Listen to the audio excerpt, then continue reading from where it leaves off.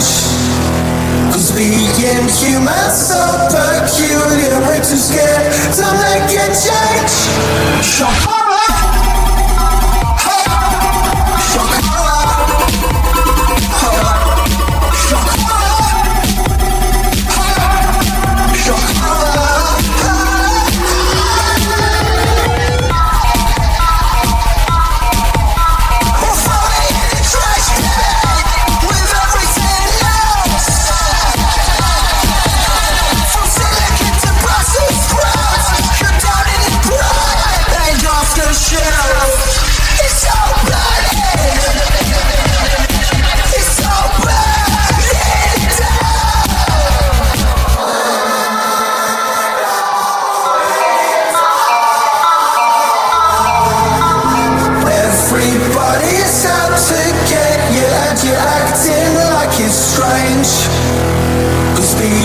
Human so peculiar, we're too scared to make a change.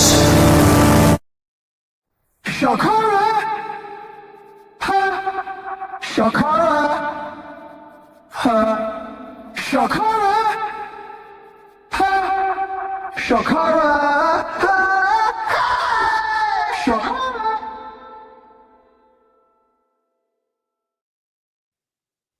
Live from the subversion chamber inside of Peter Thiel's orbital mansion. This is the Library of Mass Destruction. I am your host, Capitalisimo, and with me, as always, is Christopher Sandbatch. How are you doing today, comrade? I'm so glad you did it instead, because I was gonna have to do it, and because dude, it's real unusual. This is like. Actually, like the George Strait song, the cowboy rides away.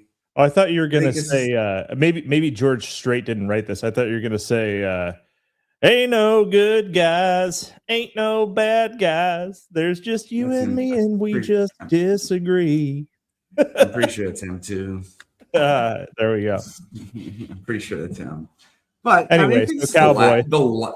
The last time I'm gonna just go to the ground with somebody on Twitter, I'm just like calling it quits on that that whole sort of dimension of Twitter behavior.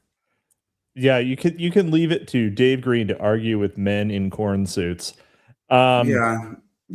Dave also though. I think Dave kind of, he shatters all the time. I've never seen somebody who spends so much time on Twitter talking about how much they hate their life on Twitter when he's like got a family and shit. I'm like, damn, dude, your life's actually pretty good, But the grass is always greener. The family's always greener on the other side, they say. Yeah. I mean, or as Tolstoy said, unhappy families. But yeah, Charlemagne wrote an article, and everybody got mad at us about shit. Everybody got mad at us about Peter Thiel because Charlemagne wrote an article that doesn't mention any of those people. I'm like, well, those kids would be awfully upset if they could read. Yeah. But, it's like one of those things. I'm like sitting here. I mean, I guess everybody knows I'm involved with the with the Ayatollah. That's right.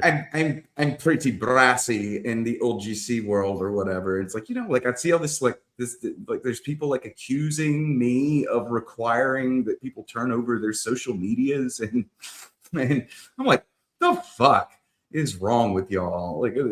Everybody's just retarded. Yeah, well, here's the thing. Whenever I talk to anybody, I require their social medias because that's the only way I talk to them.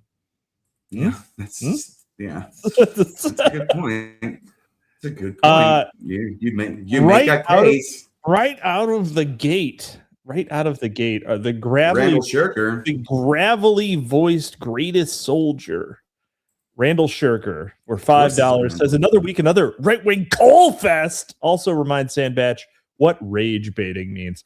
Rage baiting means when you grind your teeth while you jork your shit. I have been. You have to do it in an angry way. It's way better than crying during, but It's called not, sometimes not some better people for your soul. Some people call it doom gooning. Doom gooning. Well, that's more of a despairing kind of feeling, right? Yeah. So sure. He follows up with Sandbatch is once again mad. Mutually assured destruction. That is right. I do, I did, and a lot of times when I'm fucking calling out, I don't even really mean it. I'm just like kind of like, just being like a fucking clown. But this I got really fucking mad. There's like all these people like, I'm in this weird position where, hell yeah, I don't know man. Lomez. I do yoga. I don't know Lomez real well. I don't know, but like I'm like one of the only people in the world that could actually be the link between all of the persons that have been accused of taking money from one another. And I'm like sitting here in a flannel shirt in like a house with no air conditioning. I'm like, where the fuck is my fuel money, bro? Nobody did that. And in case anybody's just to reiterate, there are people who post for 12 hours a day on x.com, formerly Twitter, so that they can get $33,000 a year, which is much sadder than not being paid. Honestly, much sadder. So yeah, Shirker says here, he says, also I read that article and I just say that OGC doesn't understand what the central problem is. I.e. factions. Oh no. Wait a minute. Hold on. We have been paid $5 to say the OGC doesn't understand what the central problem is, i.e. factions with irreconcilable differences. So we are getting paid to promote this message. Full disclosure, we're getting paid. We're getting paid by Randall Shirker, who may or may not be Peter Thiel. He's got a better, hashtag paid promotion. Randall Shirker, as far as I know, is not Peter Thiel. He's got a better voice than Peter Thiel, and probably doesn't look quite so much like a leopard gecko. But that's just my expectation. He has paid me $10 so far today. So who knows? That's getting tweeted. I tweeted you, Randall Shirker. I said, finally, Thiel bucks. And just to be, just for the listeners out there, I'm not just in the OGC. I'm in the Politburo, the vanguard of the revolutionaries. And I'm not an accountant, but not a single one of us has made a dime. None. Well, a couple $100 here and there. I mean, for like all of which are on the record from super chats, mostly Randall Shirker, to be clear.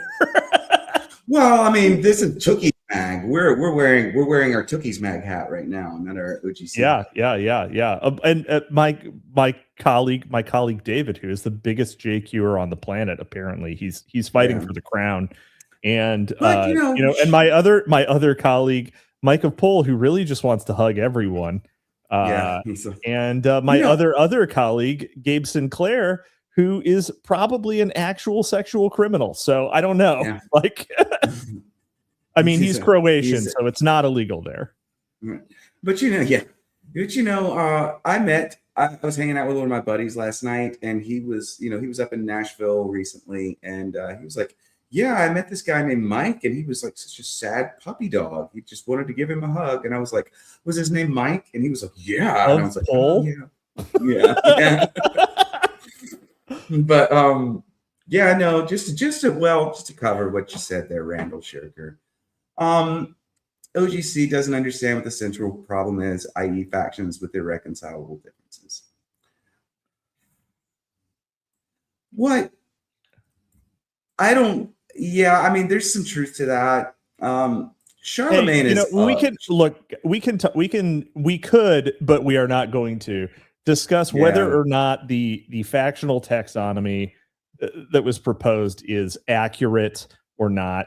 which is kind of beside the point of whether or not it is evidence of subversion, which is a silly accusation. I just didn't understand how all of a sudden I like people that look like people are just like flinging shit at one another, and they're like, it's like food fight in the cafeteria. And people who started throwing shit at us, they're like, "Oh, you got your mashed potatoes in my gravy," and then they start flinging shit at us. And then like the Russian brigade comes in with cabbages and starts like pelting the other, like throwing them against the wall. Like everybody got mad at everybody, and I'm like, why? The fuck? Y'all should just buy my poetry. Never make peace, only make poetry. Violent poetry. That's right. Anyway, this is a gay topic, the gayest topic we're going to talk about today, and we're probably going to talk about actual gay sex criminals. So, whether or not they're trademark gay or whether or not they're just doing gay crimes, who could say? Whomst among us could say?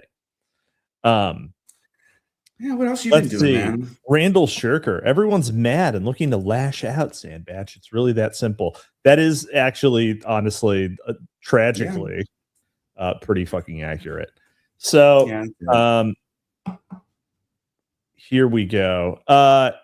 FBI informant says, as a devout Jew, I detest accusations of Jewish subversion. How dare you? How did you give me the heebie-jeebies?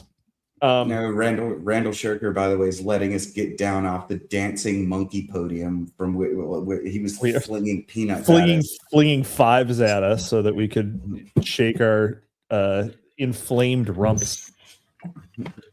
Flamed rumps. This is just getting gayer. Rumps. That's a flamed rumps. Is that it's an Albany expression. So yeah, I mean there's stuff going on. I got stuff cooking.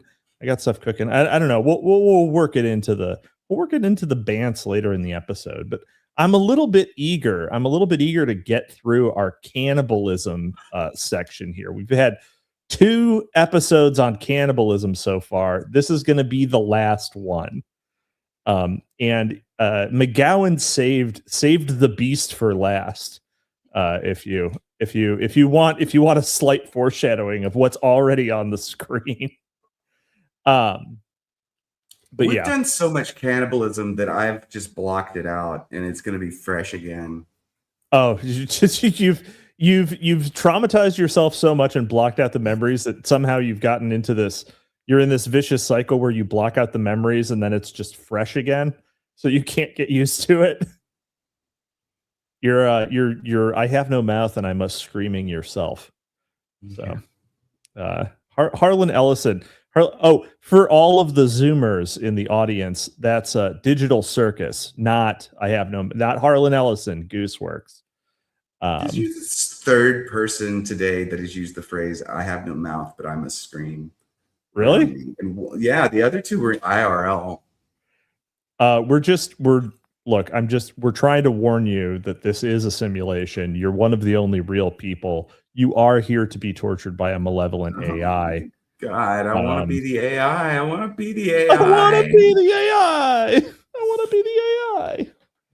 AI. Sorry, Jerry. You're okay. Anyway, we're gonna go into it. So, yesterday or last week, I should say, we left off at the Boston Strangler, or the perhaps real, the fake Boston Strangler, right? But now we're going to go to the Boston Baked Bean Boy, Arthur Shawcross. He's a Vietnam. This is legitimately Phoenix program shit. So Arthur Shawcross was a brutally efficient assassin who accumulated a career total of over 50 kills, although the first 39 were not considered crimes. And yet, they were murders that were every bit as barbaric as those committed by any of the other serial killers discussed previously, complete with torture, mutilation, cannibalism, and necrophilia. One female victim was decapitated and her head displayed on a stake. Shawcross then roasted and ate her thigh. All the while, another victim was forced to watch. The second victim was then beheaded, strung up by her feet, and gutted like a slaughtered animal carcass. How then could these actions not be considered crimes? Simply put, it was because the victims were all Vietnamese nationals, and Arthur was just doing his job, terrorizing the Vietnamese people into acceding to U.S. demands. That's right. That's right. USA, USA. He was a ranger, I think, if I recall correctly. Legitimately an animal mother, like the kind of guy who gets a movie made about him that's actually good. And to be honest, whomst among us has not wanted to eat the thigh of a jungle Asian at one point in our life? I mean, that's like a major tourism industry nowadays. So how can we say that Arthur was wrong? How can we say that? I've never been real the Southeast Asians, and you're gonna oppose me here because you have to. Okay. But I have against my will started to become a Sinophile. I mean, look, I understand you being on the lower socioeconomic strata, can only see yourself as affording the lesser East Asians. But I have to say that, obviously Japanese are of such great quality that they are honorary Caucasians. They're definitely better looking than the Chinese, but I haven't even looked at better food. China's so big. It's pretty big. It's pretty big. There is good Chinese food that isn't like bats and shit. Yeah, my buddy Shakes, a large and exuberant man who you can follow on Twitter. He's also an excellent poet. He took me to he spent some time in China, and he took me to get really good Chinese food once. And but I've been reading Chinese poetry from the Tang Dynasty, and I'm like, I can't not like these people anymore. I don't know. Poontang Dynasty. It was very low hanging. Not just because of the height. I think the Boxer Rebellion was pretty cool. I also think Kowloon Walled City is pretty cool.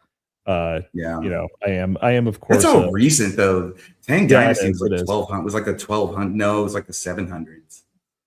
I think the Tang Dynasty was one of the longest ones, and I also think that it was that not the one that was overthrown by the Mongols? No, there was the Warring States period, and then there was the Tang Dynasty, then the Song Dynasty, and then the one that got overthrown. The decadent ones. China's definitely not the worst, but I couldn't really call myself a Sinophile.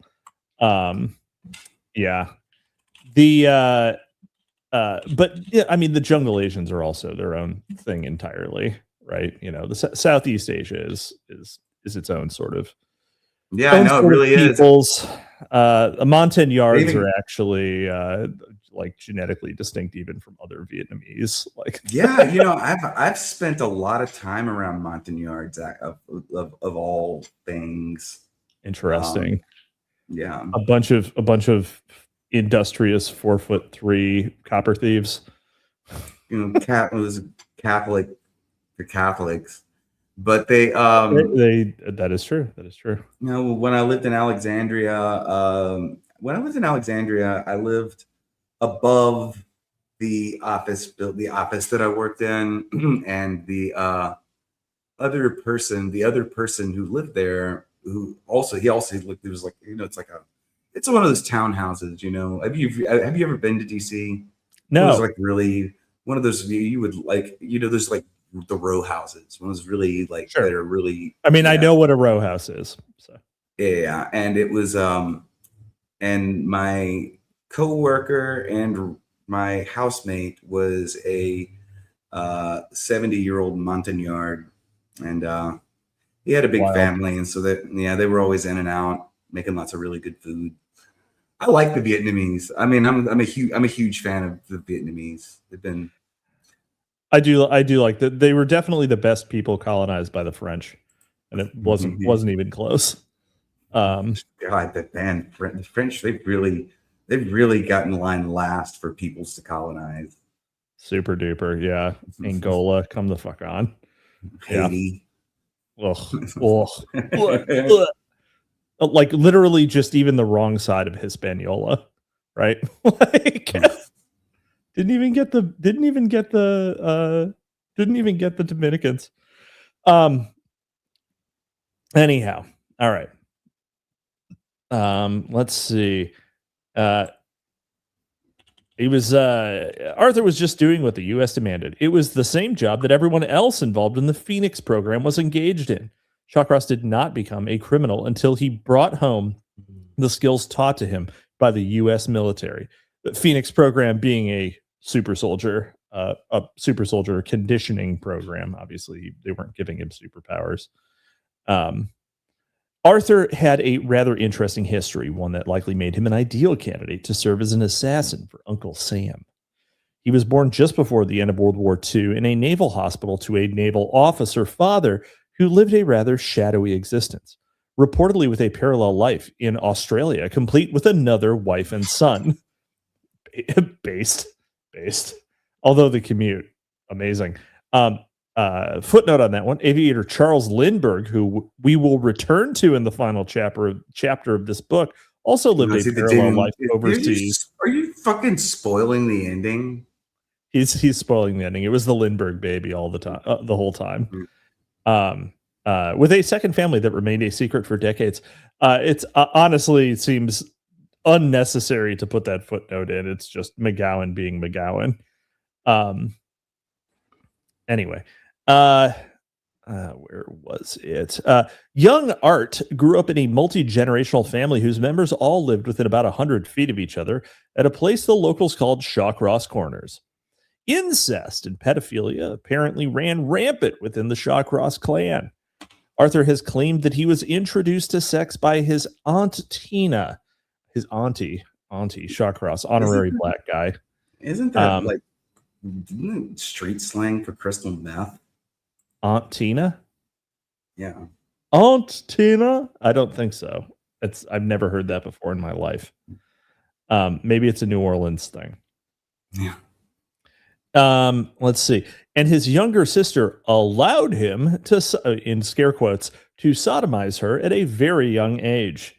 He also engaged in not being able to fight back is allowing, legally speaking. Let's see. He also engaged in sexual antics with his cousin and with a young boy and girl who lived down the road. At the age of 10, he also began regularly having sex with a male friend named Mike. Oh, no. Art and Mike were introduced to bestiality by some men who owned a local sheep farm. Sexual partners the pair encountered there included sheep, chickens, a cow, a dog, and a horse. They weren't stuck with just one sheep or one chicken. There were multiple of those, but it was a cow, a dog, and a horse. Although, thank God, it was a cow rather than a bull, because that would be gay. Mike later killed his wife, his kids, and then himself, which is the only order that would make sense in. Yeah, this story is kind of short. It's pretty short. Well, Mike, he was a side character. He was just a side character. All he did was fuck a couple chickens and then murder his family. Art's mother occasionally raped her son with a broomstick. Flashback to Dahmer. Once causing severe internal injuries. Flashback again.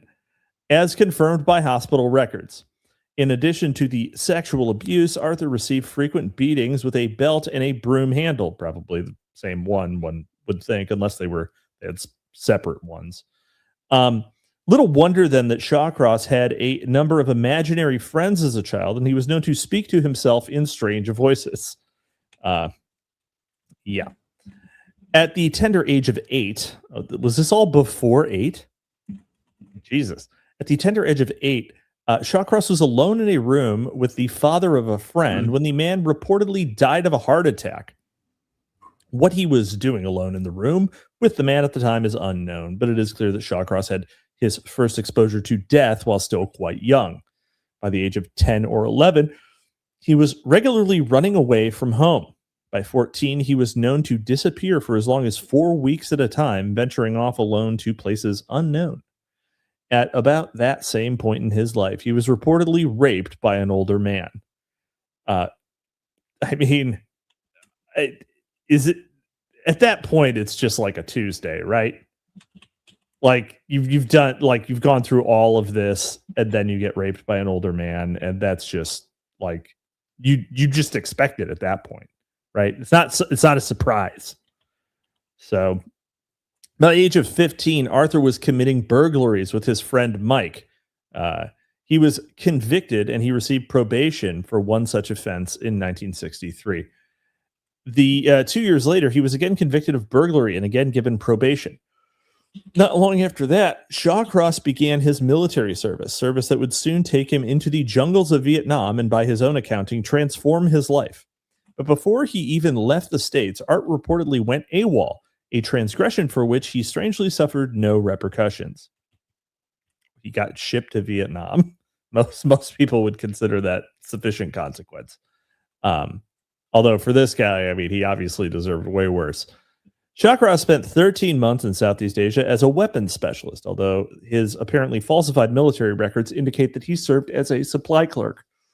Sometime in 1968, he was sent to Hawaii for R&R. He later reported that he spent that time champing at the bit to get back to the jungles of Vietnam. After his return, he spent long periods of time alone in the bush, becoming, as he described himself, a predator and a ghoul, which is a phrase most people would not ascribe to themselves. Yeah.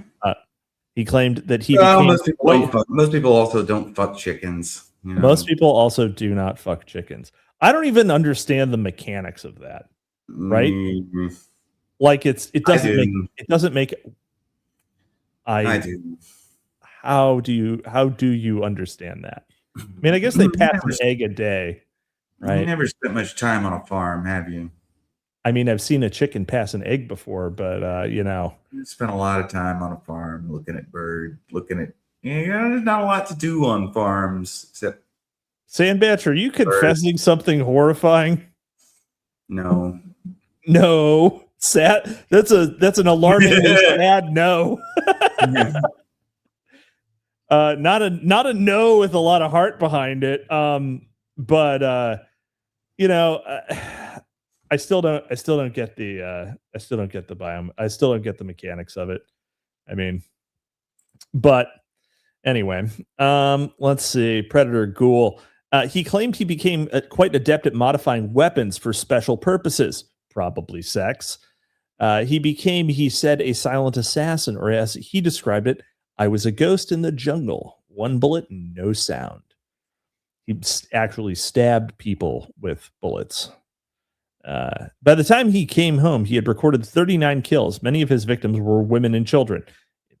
It is easier to get those high numbers if you go for women and children. Upon his return from Vietnam, he suffered blindingly painful headaches and was treated by an army psychiatrist. Not his first mistake, but one on a long list. Is the implication here that Gacy and Dahmer need a buff to their score for going after dudes? I mean, it's harder. Yeah. It's got to be harder. I mean, you think every single modifier you add, like basically Shawcross was operating on a handicap, right? I mean, it was in a war zone though, so you give him some credit, right? He didn't get capped by a Vietnamese sniper. Lots of things can go wrong. Lots of things can go wrong in a war zone, as it turns out. He probably had like a lot of guys gunning for him too, especially if he was killing like 40 women and children, right? A lot of people looking for that guy. Let's see. He was stationed at Fort Sill, Oklahoma, where he was assigned to train recruits and set up exhibits of weapons for military shows. Uncle Sam apparently thought quite highly of the man, who once explained that if you roast human flesh until it's well done, you can then snack on it for several days before it goes bad. I mean, yeah, that's just how meat works, right? well done is gonna it's a cooking is a form of preservation. It's not a unique quality of human flesh. Just for the record, the Maillard reaction forms a preservative coat. Let's see. Years later, after Art had put his acquired skills to work at home on non-Vietnamese victims, police asked him how he was able to kill these girls so easily. Where did you learn to do that? Shawcross responded simply, ask Uncle Sam. Asked where he had learned to butcher bodies so that they would decompose faster, he gave the same response. Arthur experienced a bit of a surprise upon his return home from Vietnam when he was informed that he had married a woman named Linda Neary just before he had shipped out. He had no recollections of having done so. Nevertheless, Neary had received and spent all of his service paychecks. Shawcross later said that Neary's family, which he claimed was into witchcraft, would not allow him to leave.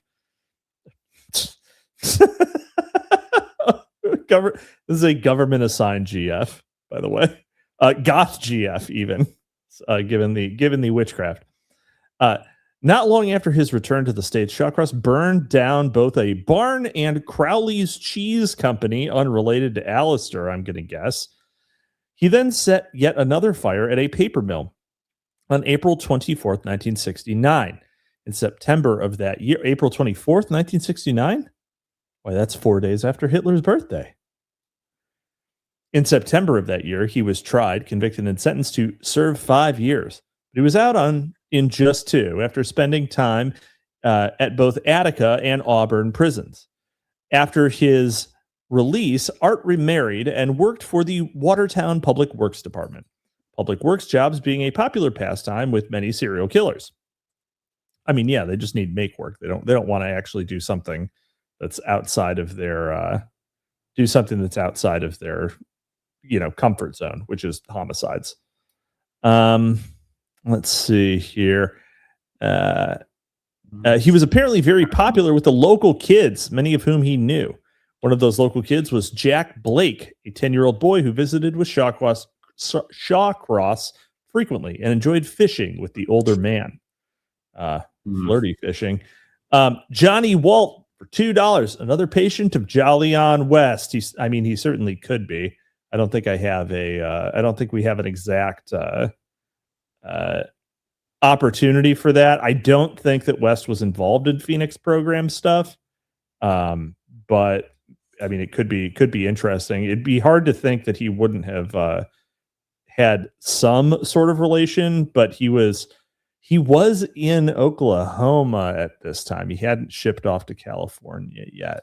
So, I mean, there is certain distinct possibility. Let's see. He wasn't involved with Phoenix. I thought it was like almost certain that he was. I don't think he was involved with Phoenix because MKUltra was a slightly different thing.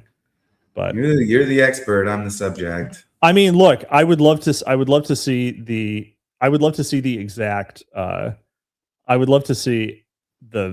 direct evidence of his involvement, which could exist. I mean, they were both CIA backed, mental modification programs. Bulba Inquisition 9590 for $5. I have known mouth, but I must scream. But actually, it's I have no hands, but I must post.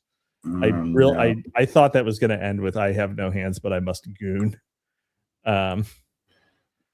Gabe, where are you? Where are you, Gabriel? Randall Shirker wasn't involved that we know of. Wink. Yeah, that's right. Yeah. So let's see here.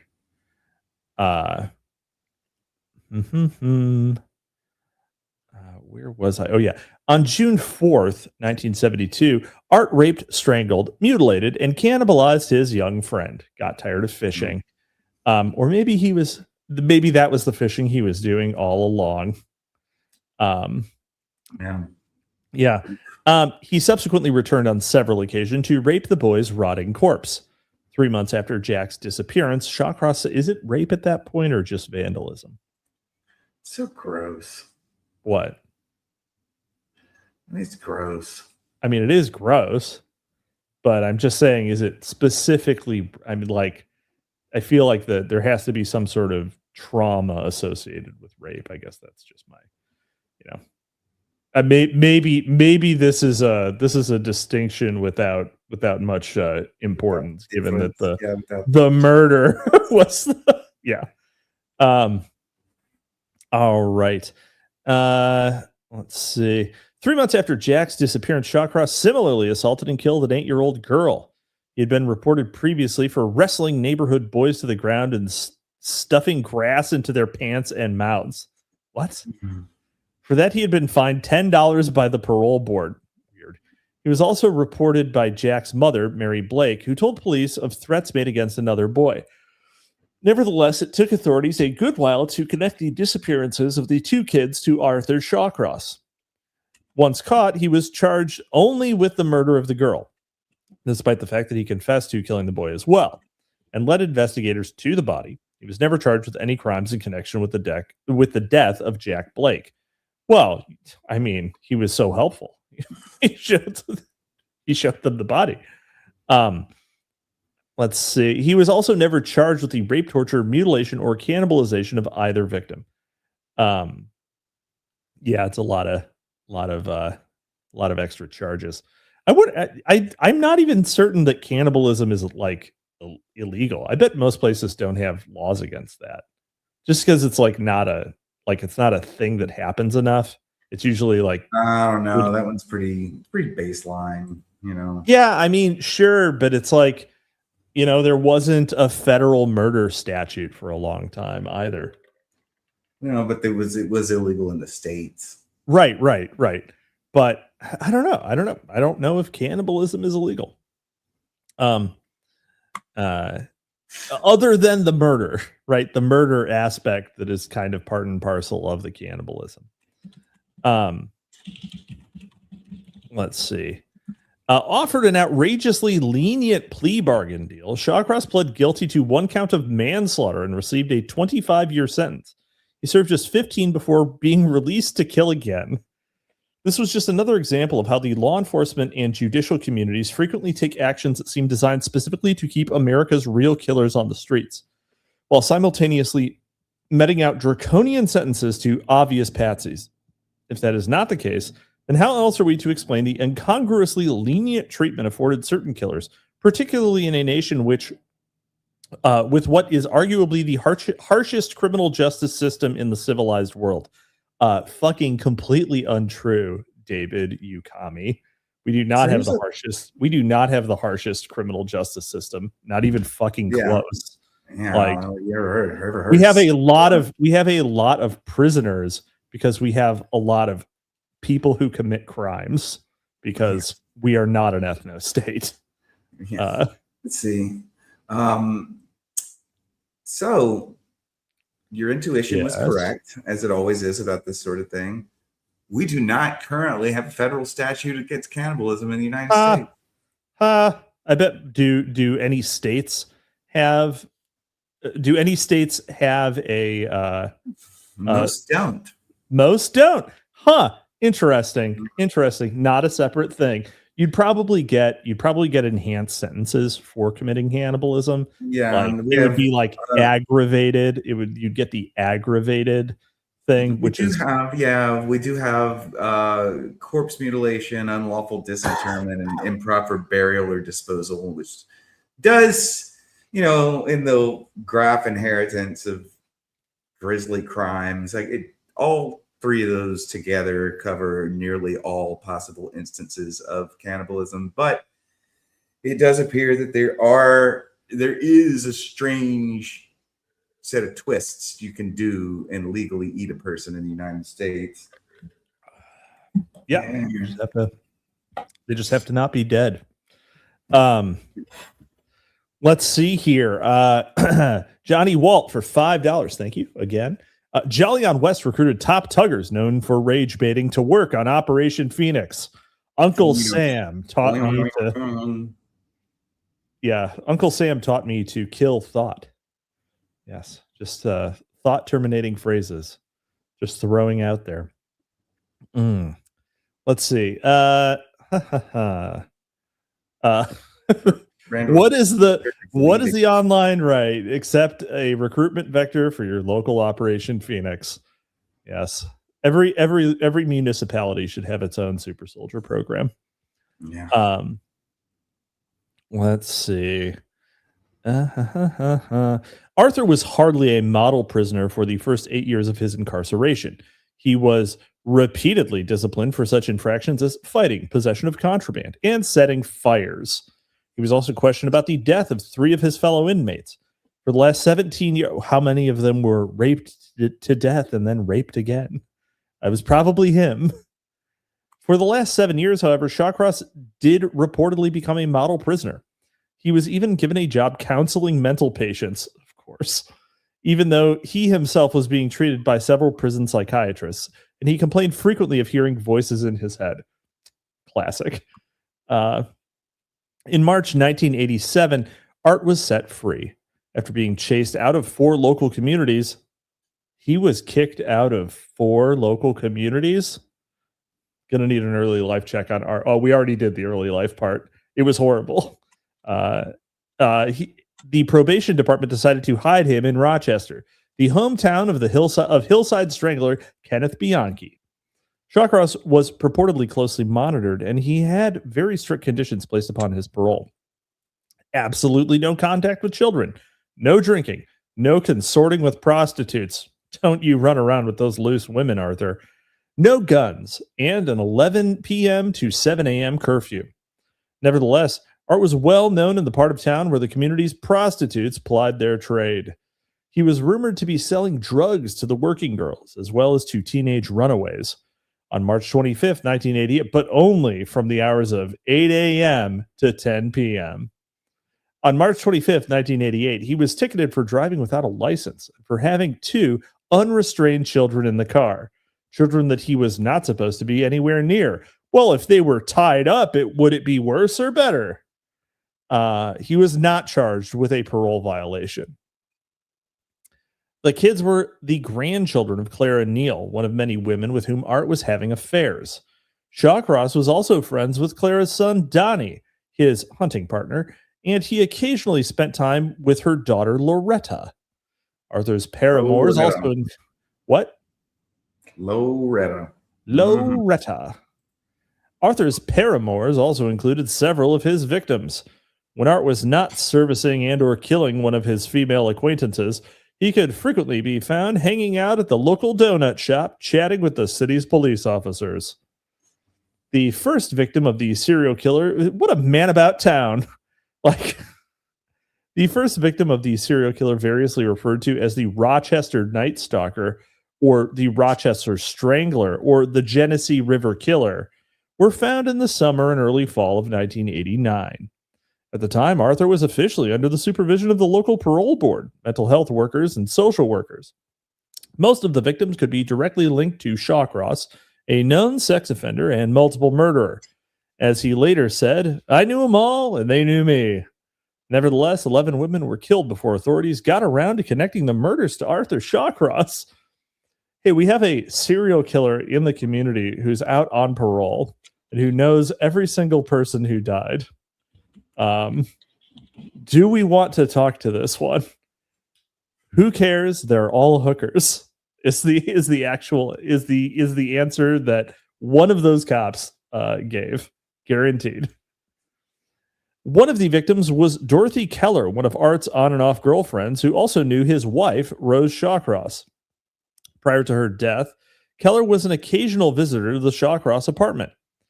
Patty Ives was another victim who was quite well known to her killer, as was June Stotts, a mildly retarded friend of the Shawcross family who was a frequent visitor to their home and who was regularly seen with Art at a local eatery. After her death, she was cut open from her neck to her anus, gutted, cannibalized, and sexually violated. Although that sexually violated part really doesn't make any sense in that situation because he removed all of her orifices, like based on previous information. So I don't even know where you'd put it. Right? I mean, am I alone here, Sandbatch? Right. That's right. There's no holes. He probably just put her on like a, You're gonna make your own overcoat, like a poncho.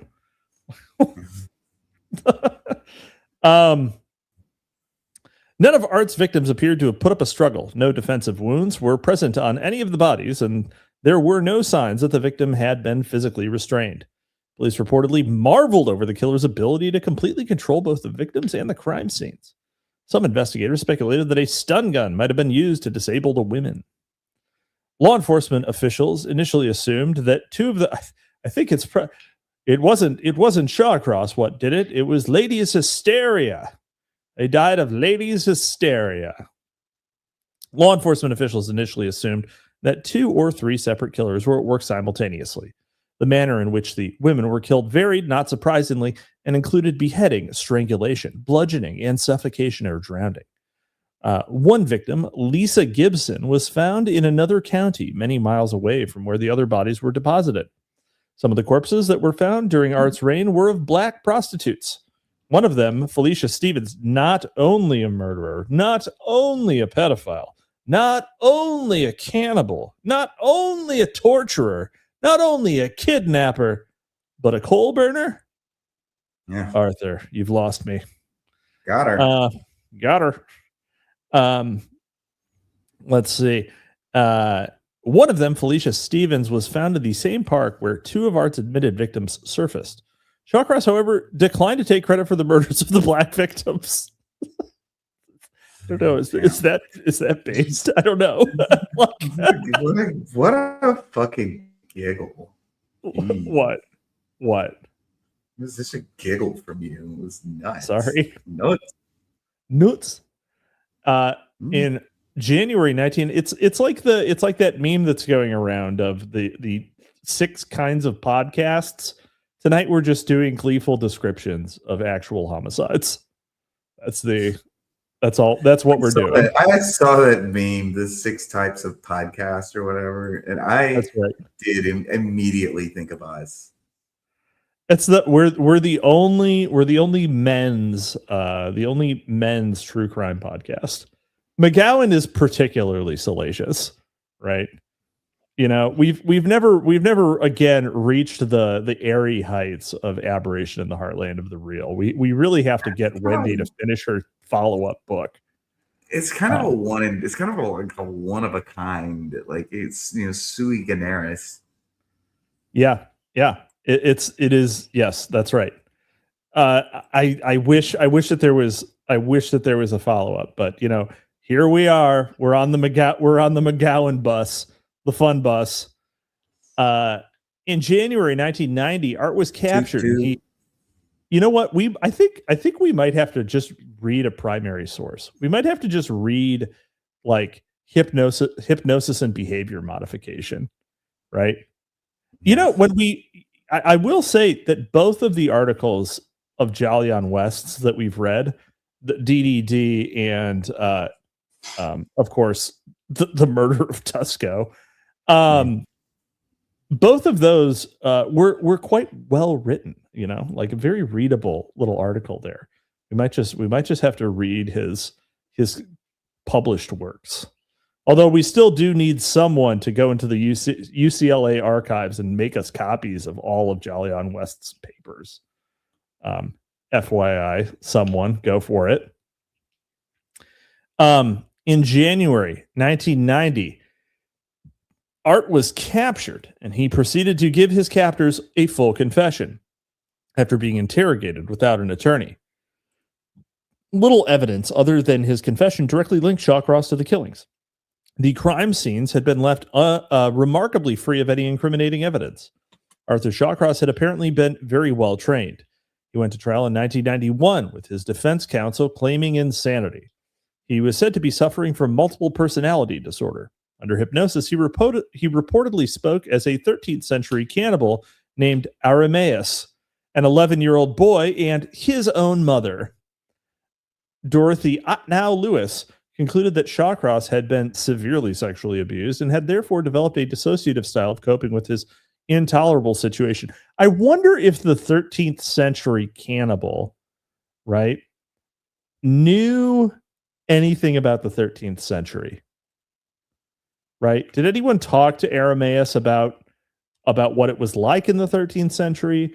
Was he from the 13th century in France, in England, North America? Like, where was he from?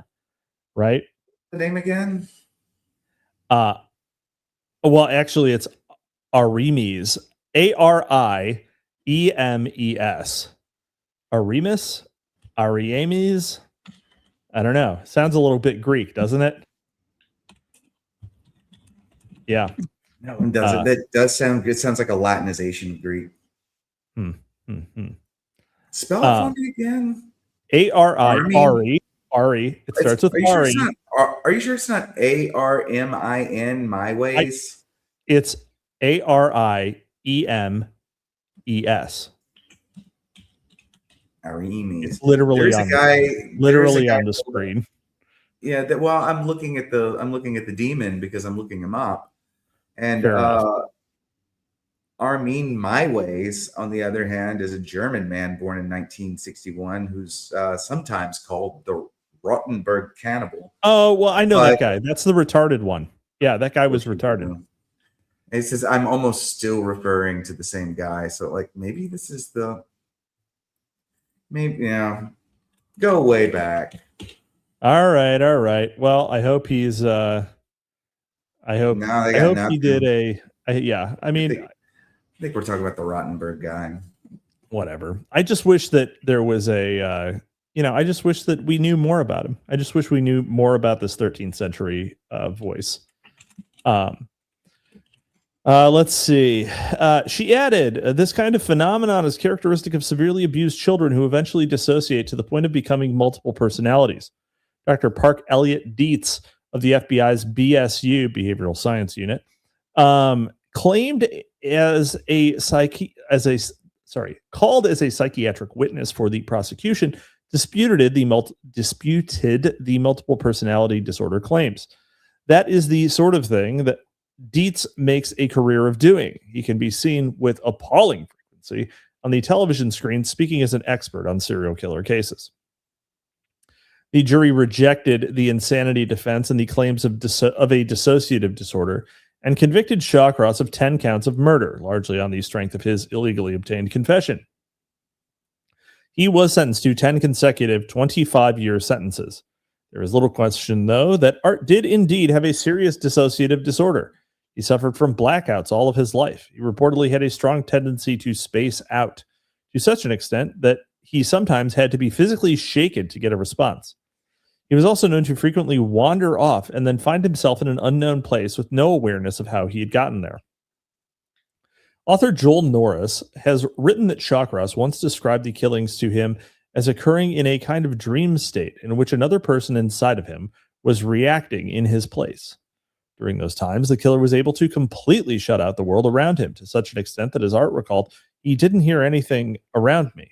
I couldn't figure that out. Other times in my life, I have had the feeling of leaving my body. What remained in that body was a highly efficient, emotionless, programmed assassin, one of Uncle Sam's finest.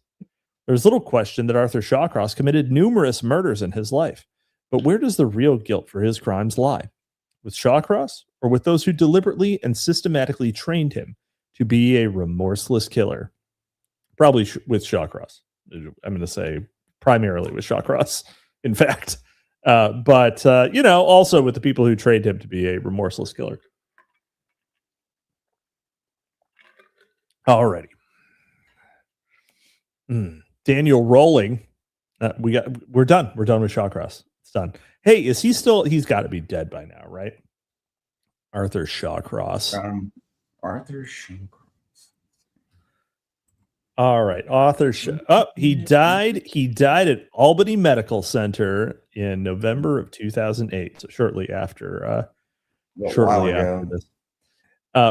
after the book was out. There's a Netflix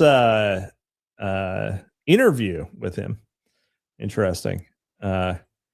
He doesn't really. A lot of the serial killers have are slightly more handsome people. Arthur Shawcross was just kind of like just like kind of a fat boomer.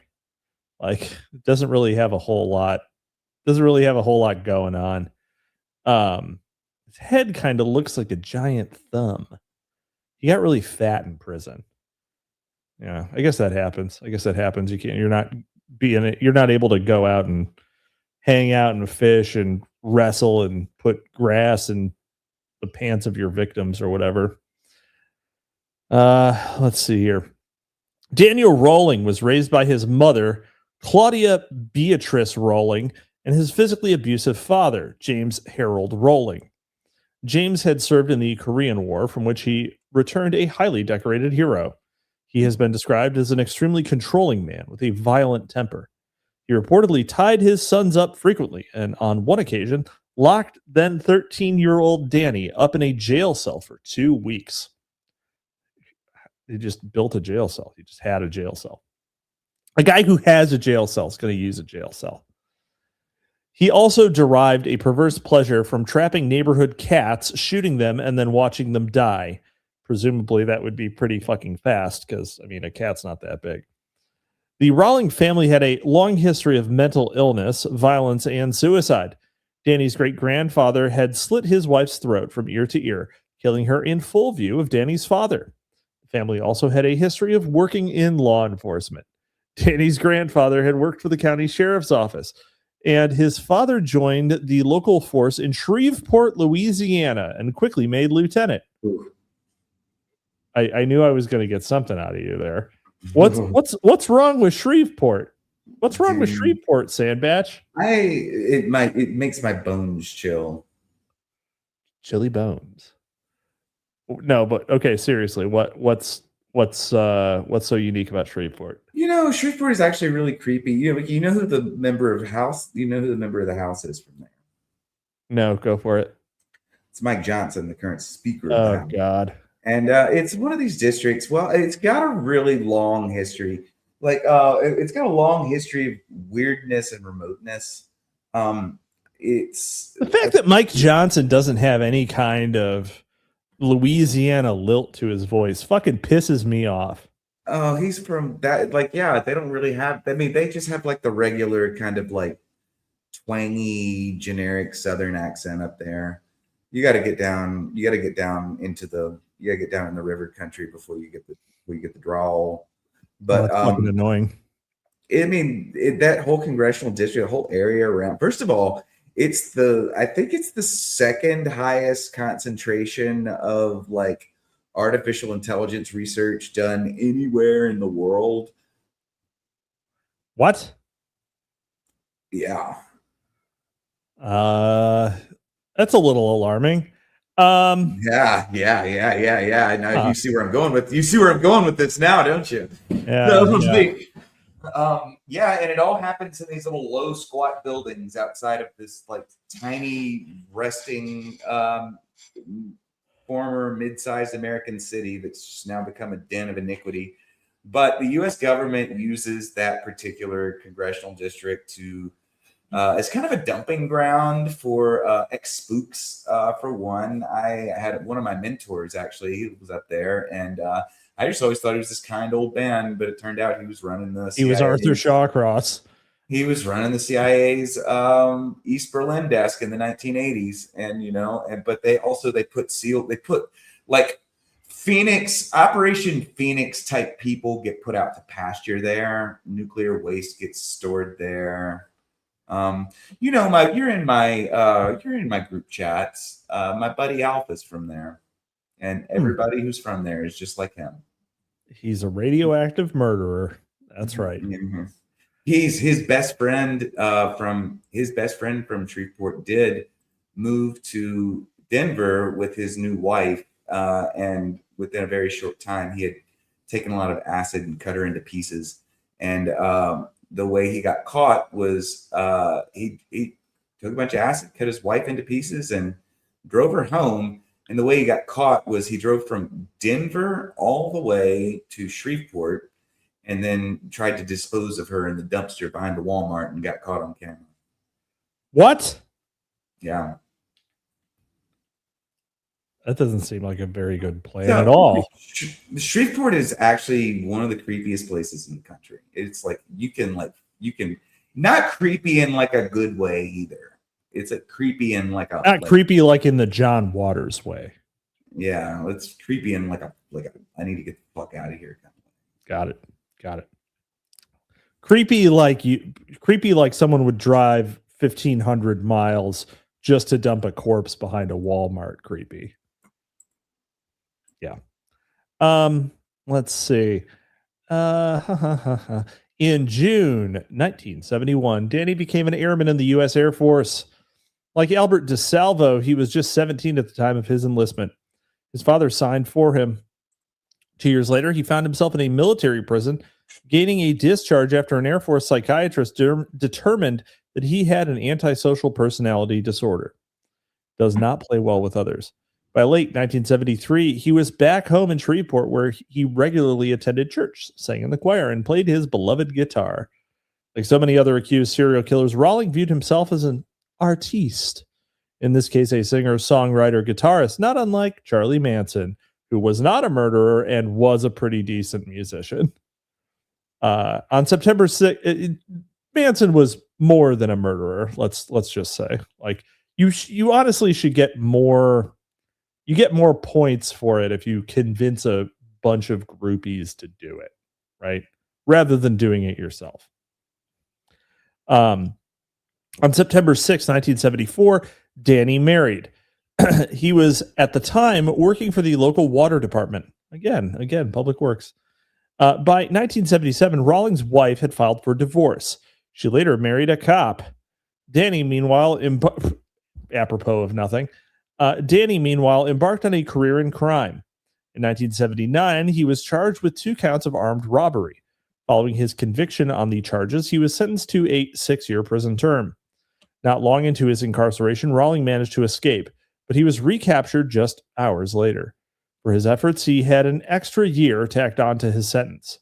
In February 1980, he pled guilty to a charge of armed robbery in the state of Alabama, earning him a 10-year sentence in that state.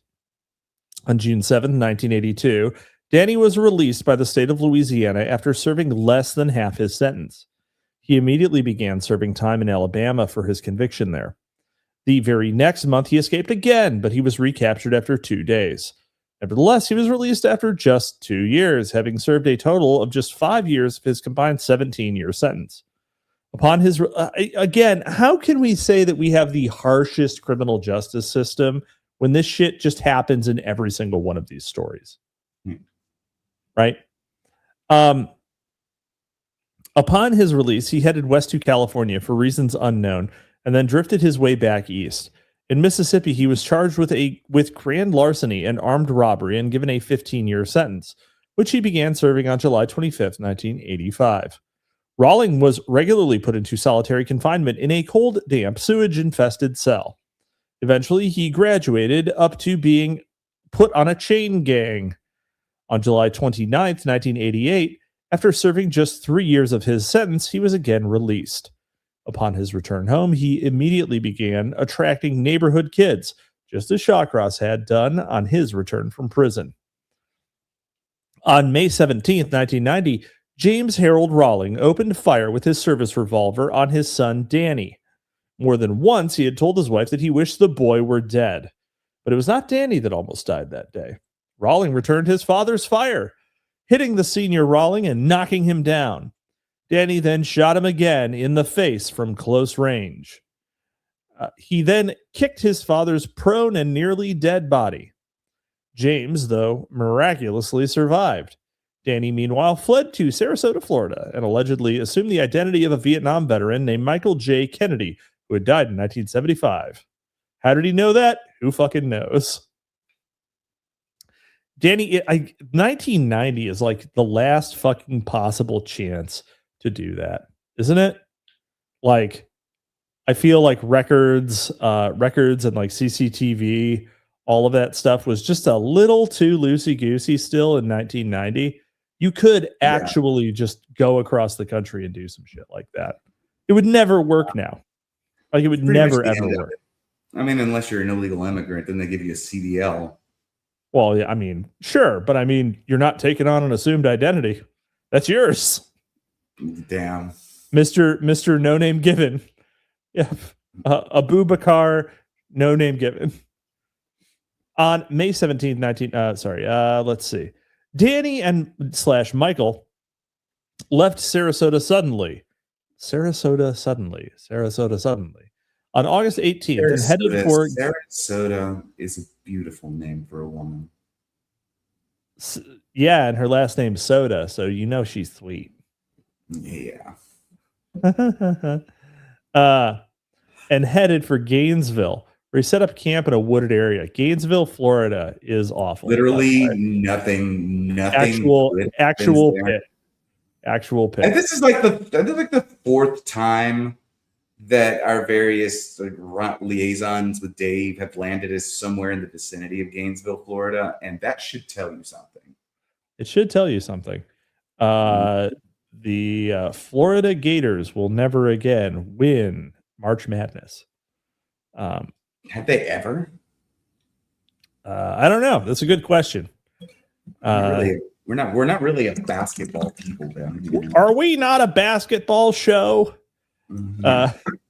This is the Library of Mass Destruction suddenly turns into a show about college basketball. How's March Madness? How's your bracket doing, Sandbatch? Yeah, dude. If y'all don't need super chats, I'm gonna start floating polymarket widgets across the screen, the YouTube screen. Oh my god, yeah. We this year I really thought it was going to be Kentucky. I thought Kentucky was going to take it all the way, but they got knocked out in the second round. Really upsetting. I guess Kentucky every time, and you could be right about half the time. I mean, they frequently make it to the Final Four. Very good. Illini outperformed. You know who ate shit this year? KU. Jayhawks got their chalk rocked. That's right. That? What? Oh, Kansas. Yeah, KU. They got their shit rocked. That's a school where basketball got invented. Yep, that's right. Anyway, no one listens to this show for basketball commentary. Let's see here. Sarasota, suddenly seeking Sarasota. Vulpus persona. Thank you. Left Sarasota and headed for Gainesville, set up camp in a wooded area. Rawlings' arrival in Gainesville coincided with Money Magazine's ranking of the city as the 13th safest place to live in the United States. It was about to be rocked by 5 brutal and seemingly senseless murders in the space of less than 48 hours. Money Magazine's ranking of the safest places is the original 30 under 30, right? You make the 30 under 30, you are going to prison for fraud. You make Money Magazine's ranking of the safest places to live in the U.S., you are going to have a serial homicide. Son of Haster sends us $5 so that I stop talking about basketball in the past. Chat's on a slight delay. Thank you. Let's see. Gainesville police officer Ray Berber discovered the first 2 bodies on August 26, 1990. I bet he's not even a real Berber. He was the first officer on the scene, and he spent time alone in the apartment of the 2 dead college students who had been stabbed repeatedly, mutilated, and left posed in a macabre greeting for their discoverers. One of the girls was in her bed, the other on the floor of the apartment's living room. One had been raped. Both bodies had been washed with detergent to cleanse them of forensic evidence. It appeared as though the killer or killers had thoroughly searched the apartment. One body was left spread eagle on the floor facing the front door, a gaping hole in her chest where her breasts had been removed. Some of the parts carved from the 2 girls had been taken by the killers. Evidence suggested that duct tape had been used as a restraint, but the tape had subsequently been removed. Most of the blood spilled by the victims had been wiped away. In a remarkably short time, the crime scene was crawling with law enforcement personnel. Yeah, I mean, you'd probably call for backup if you saw that. 20 or more officials were on the scene within minutes, including the Gainesville police chief and state's attorney. Just 9 hours later, a similar scene played out elsewhere in Gainesville. Well, you would also think that if Money Magazine was on the money and Gainesville really was a pretty safe place, that a grisly double homicide would get a lot of police response pretty quickly. Just 9 hours later, a similar scene played out elsewhere in Gainesville. In a rather unlikely scenario, the first officer at that scene was Officer Gail Berber, the wife of Ray Berber. Oh, they solved the two-body problem, just lady cops. The victim was Krista Hoyt, who Gail had trained as a sheriff's explorer, whatever the fuck that is. What is a sheriff's explorer? Krista had subsequently gone to work full-time in the records department of the sheriff's office. Her head had been cut smooth off and placed on a bookshelf facing the front door. Her headless corpse had been carefully posed. Her nipples had been removed and placed alongside the body. Her breasts were then removed and wrapped up to go, but this killer had apparently forgotten to take them. I fucking hate it when that happens. You know? Yeah. You forget your doggy bag at the crime scene. Krista had been sliced open from her breastbone to her pubic bone with surgical precision, without any damage done to any of her internal organs. A&E noted the cuts were precise, ritualistic. As with the first crime scene, there was evidence of rape and restraint with adhesive tape, and the body had been washed with soap and water. The home appeared to have been methodically searched. I wonder what do you mean by searched, right? Like, what does he mean by searched in this context? The crime scene clearly suggested that multiple perpetrators were responsible for the brutal murder. A bookcase had been moved down the hall, past the bathroom, and into the bedrooms. Investigators doubted that one man alone could have moved the heavy, unwieldy unit. Oh, well, it's just me walking around every day. Am I right, fellas? Am I right? Walking around with a heavy and unwieldy unit? That's right. Another heavy bookcase had likewise been moved to allow Krista's head to be positioned for maximum effect. The body had been moved several hours after death, indicating that the killers either remained at the scene for a considerable amount of time or returned to the scene for reasons unknown. Well, to finish posing the tableau. It was later claimed that Danny Rawling returned to retrieve his wallet, although that claim begs the question of why a serial killer and veteran criminal would be carrying such an incriminating piece of evidence that could be inadvertently left behind. Hoyt, who put up a fight against her killers, had spent a summer at the U.S. Department of Agriculture's entomology lab.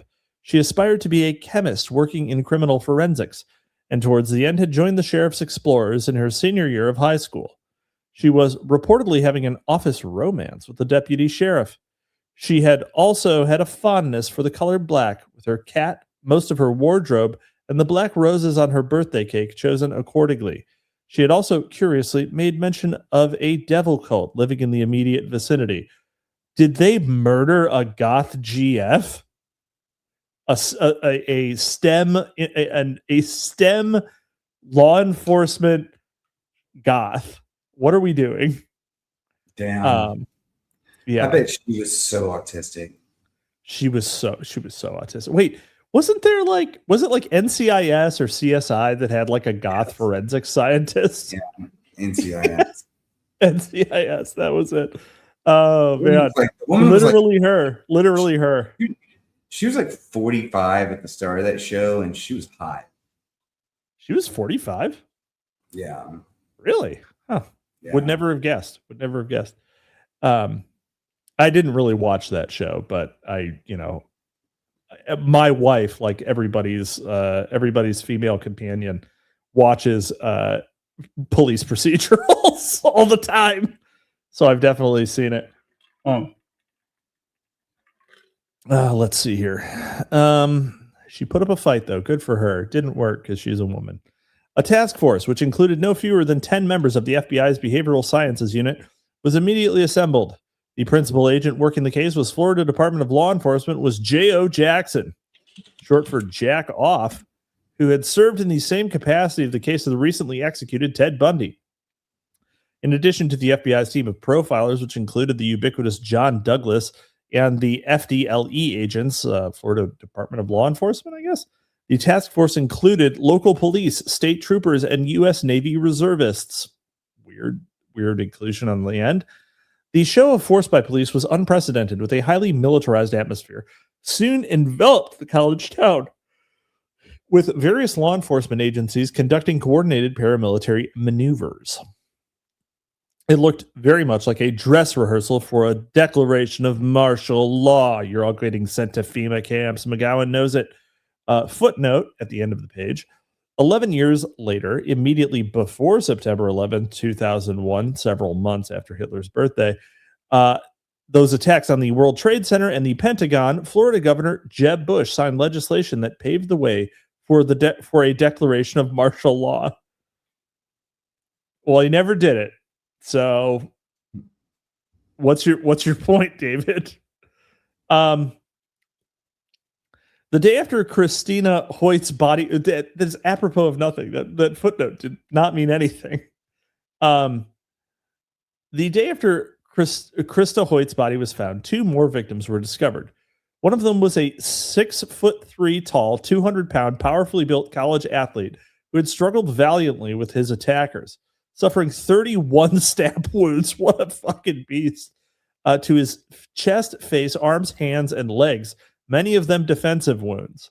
Though it was ultimately claimed that Danny Rawling, acting alone, killed Manny Toboada. Okay. The truth is that he did not appear to be physically up to the task. Toboada's roommate, Tracy Pauls, was killed alongside with Manny, raising further doubts that a single killer was responsible. Pauls had been raped anally and left on display. There was semen present, and 5 pubic hairs were found. Imagine being the guy who had to determine which pubic hairs were. Hairs, you know.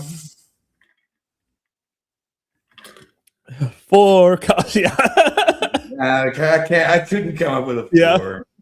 Yeah. 4 semen stains, 3. There we go. Damn, that was good.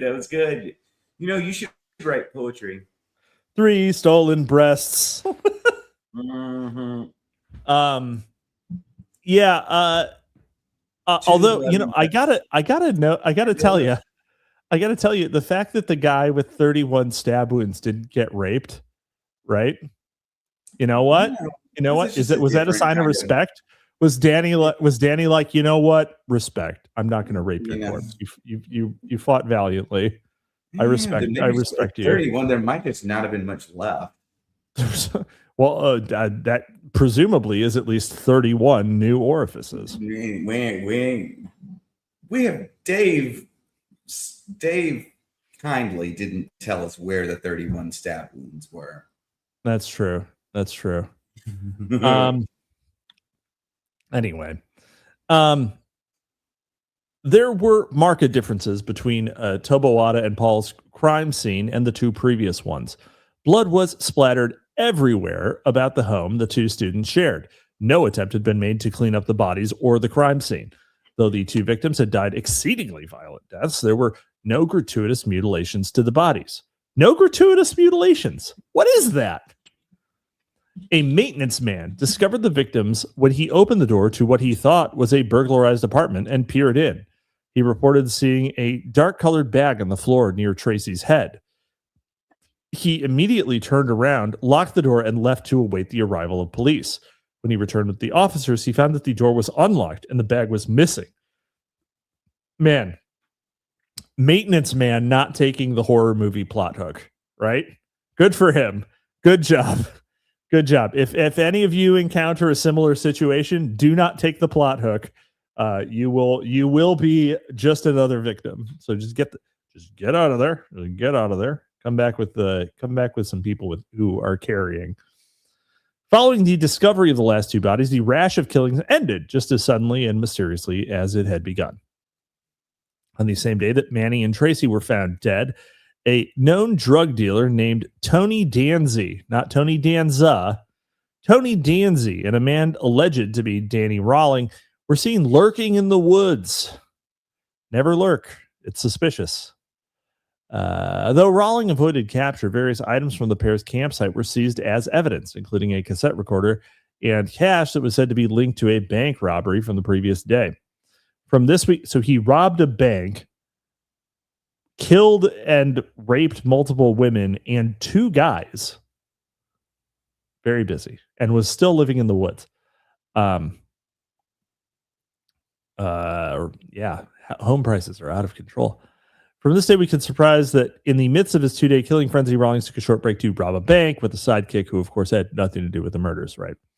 2 days after the last victims were discovered, a man named Edward Lewis Humphrey had a violent altercation with his grandmother.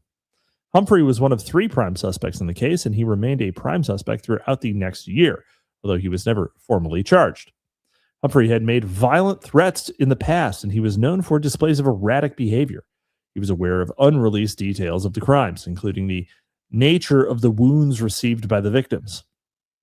He also lived very close to the Tobawada Pauls crime scene, and his brother George knew victim Tracy Pauls.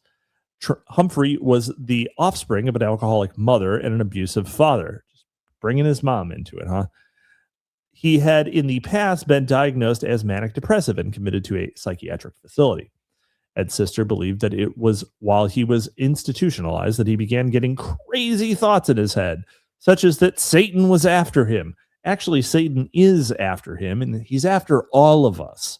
And he will get you if you are not constantly vigilant and do not place your trust in Christ our Lord and Savior. So put that in your back pocket. Indeed, Ed thought that Satan was everywhere. He is. He also developed a sudden interest in knives and militaristic behavior. Reasonable. Friends reported that he frequently put on army fatigues and ventured off into the woods, saying that he was going out on recon. That's just good planning. Neighbors had seen him returning from the woods late at night carrying a hunting knife. He should get a sheath. Ed also claimed to be the middleman for a high-volume drug dealer. This despite the fact that he lived directly below a Gainesville police officer. Not a good plan. It's the first time in this paragraph I've disagreed with him. Following his arrest for the attack on his grandmother, Ed was taken to Regional Medical Center and questioned more than 24 hours without an attorney present. Though he was a first-time offender charged only with aggravated assault, his bail was set at $1 million. Following his conviction, he was sentenced to serve 22 months at Chattahoochee State Hospital, which seemed to please his mother. What's so great about Chattahoochee other than the name? Under on the Chattahoochee, never knew how much that muddy water meant to me. You know. Nope, I don't. Is that the Grateful Dead? No, it's Alan Jackson. That's like the Chattahoochee. That is like so alien to you, isn't it? Like you can't even imagine the Chattahoochee.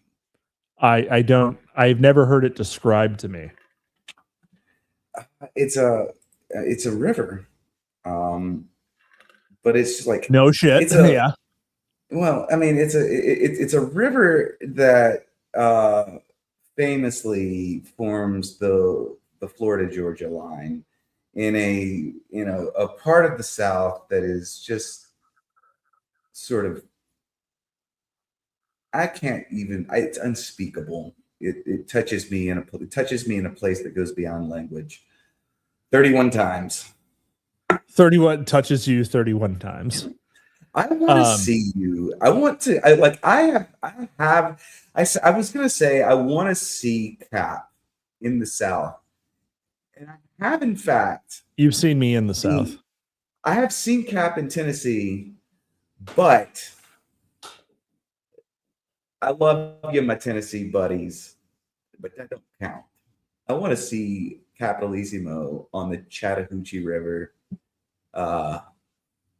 Some cut-off jeans, the wife getting a little gay, beers, okay, drinking some beers, getting a little sunburned, in my noodling for catfish. I'm not losing a fucking finger to a gar doing that. It's not happening. No, it's actually the way you lose fingers. Alligator snapping turtle, which is so much more terrifying than a gar. It's true. Yeah. Snapping turtles are fucking wild. Not even they're actually some of the scariest animals I've told you about the time I shot a snapping turtle and lost my job as a result of it. Had to leave the ranch I was working on in Washington County, Mississippi. Wait, you told me this one. It was some dumb bastard's pet snapping turtle. I don't want to call him dumb, but he was a guy that I worked for that, and I mean, this is deep Mississippi, so it's very similar to the Florida Georgia line. But yeah, this old dude that he was a rancher, but he like walked around with Rush Limbaugh playing out of his pocket all the time. Had his 5th heart attack right in front of me and just kind of walked it off. Based. Yeah, he said, yeah. And he was terrifying. But he sent me out to clean the filters on Cow Pond one day, and I was out there, and I carried a gun because there was always snakes, cottonmouths, everything you could ever imagine from the swamps was out there.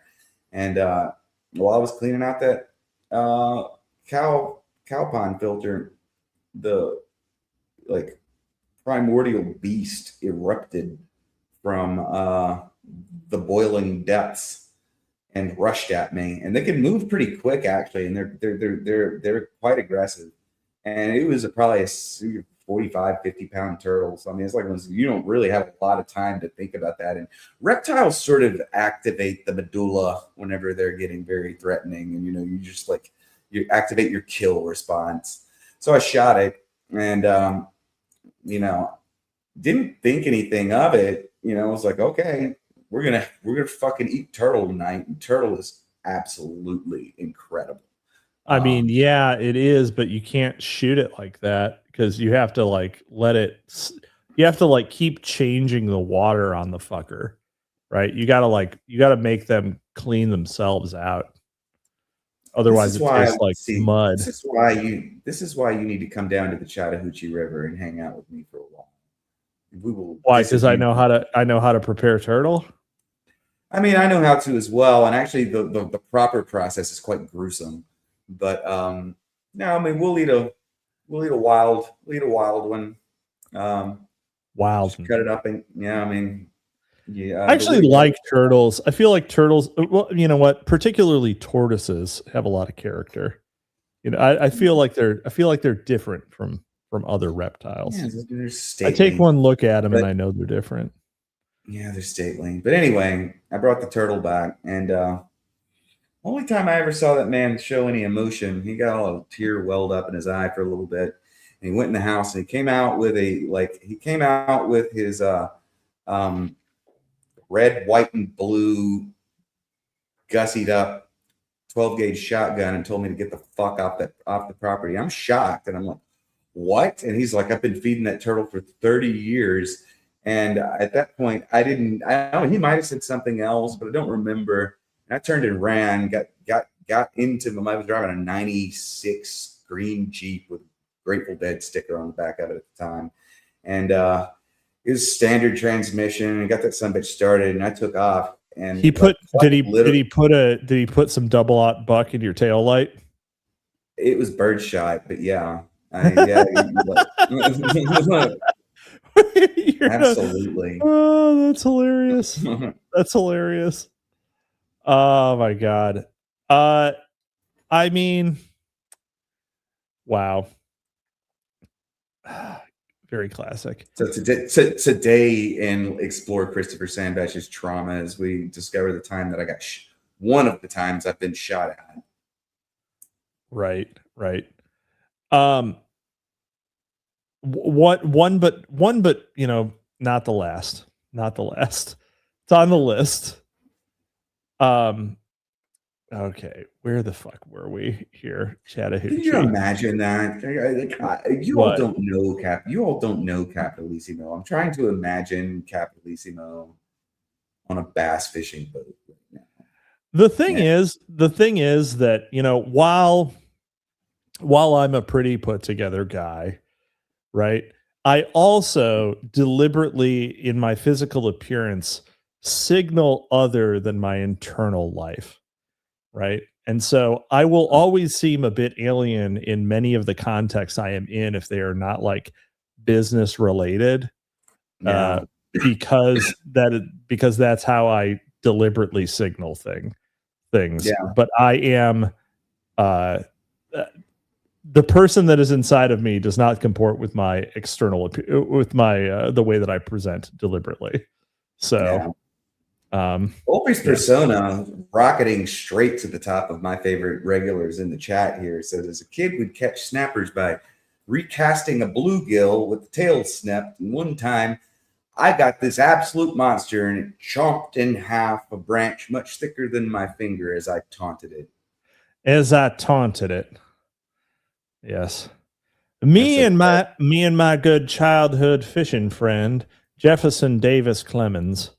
Yeah, Jefferson Davis Jefferson. Jefferson Davis Jefferson, a black man. I'm imagining son of Haster. I'm imagining him on a bass fishing boat while dressed as Hunter S. Thompson. I mean, that's how I dress. That's yeah. Right. It's sort of that's the Chattahoochee vibe. Hunter S. Thompson. I always like to remind people. linen shorts and a Hawaiian shirt. Hell yeah. Yeah. And Hunter S. Thompson, I always like to remind people, was in fact a Southerner. Bald. Yeah, he was bald. A Southerner. Yeah. The Reaper came for him early. Let's see here. Where the fuck was Chattahoochee on this son of a bitch? Oh yeah, 22 months. Following his conviction, he was sentenced to serve 22 months at Chattahoochee State Hospital, which seemed to please his mother. You should know this. Many of Ed's friends are bad boys, and Ed is in a good place now. And if he commits suicide, well, that's life. Wow. Thanks, Mom. Humphrey, that hospital also famously, not famously, but sort of mythically in the cult sense, was the hospital at which served the pseudonymous doctor that wrote the pioneering text "Mask of Sanity" on the metaphysics of the clinical presentation of psychopathy. Yeah. I'm sure you've heard of that book. There's no have you ever heard of it? Yeah, I have. Say, like there's no way you haven't. Yeah. But I think that it's also frequently I think Mask of Sanity is also frequently cited as like something that's deeply flawed and it is. It's one of the most dangerous. In my opinion, it's probably one of the 5 most dangerous books of the second half of the 20th century because why is that? Because I mean, it's pseudonymously presented, and like there's some like real gothic horror underneath what it actually is, because it's this white doctor who's essentially like pseudonymously publishing these like horrifying like conclusions that he's come to as an observer in this like flea-ridden deep southern hospital.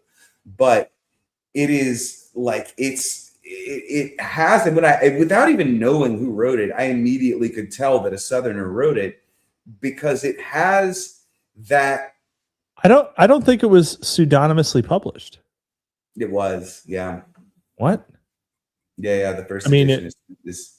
Oh, the first edition was pseudonymously published. Interesting. Yep. Let me check that. Yeah, correctly. But yeah, it's one of those books that's it's descriptive and it's arresting.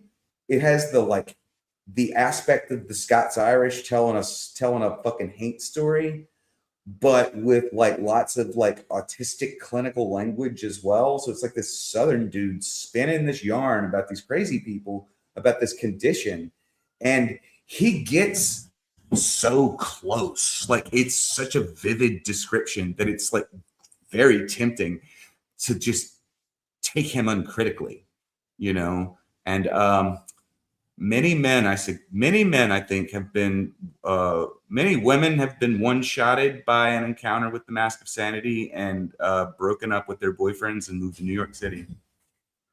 Wow.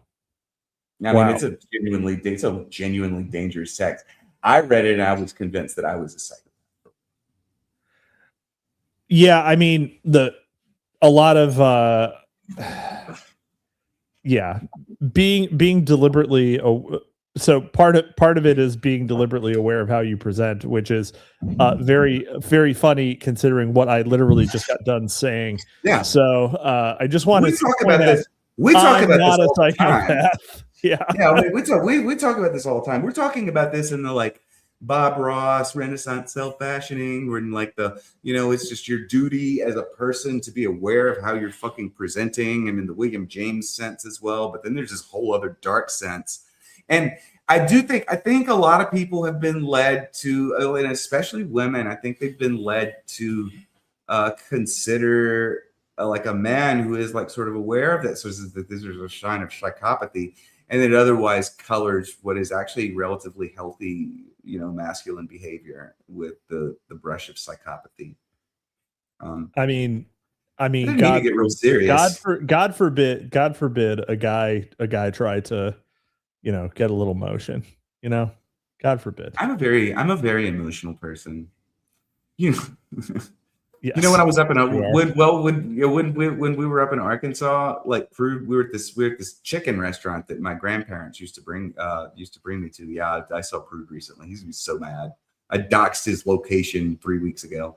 But we were at this chicken restaurant, and like that I hadn't been to. Well, I'd been there last year, but my grandparents used to bring me there when I was a kid, and I was just sitting there, and behind me, this woman came in with a grandchild, and before I saw her, she sounded exactly like my grandmother, and it's like psychedelically spiraled back in time, and I started crying. Wow. So I'm all free. I turn the faucet on and let it run, man. You let the freak flag fly. Yeah. That's let's see here. Humphrey was suspected of being afflicted with multiple personality disorder. He admitted to knowing about the killings, but he blamed them on other identities that he said he had no control over. One of his fellow inmates, Stephen Michael Bates, complained that he had participated in the murders with Humphrey and a third man. He also said that Humphrey was involved in satanic stuff. That's right. Satanic butt stuff? Satanic butt stuff. The Gainesville campus was rife with talk of a satanic cult at work. Of the lead suspects, other than Humphrey, one reportedly had satanic writings in his home. Another, described as a charmer with the ladies, was suspected of a multiple stabbing murder in Ohio. What a charmer. Some of the items on the list of evidence sought by the task force, which included a black hood, photographs, audio tapes, or videotapes of murders being performed, human flesh, severed nipples, and human blood, hinted at satanic involvement in the crimes.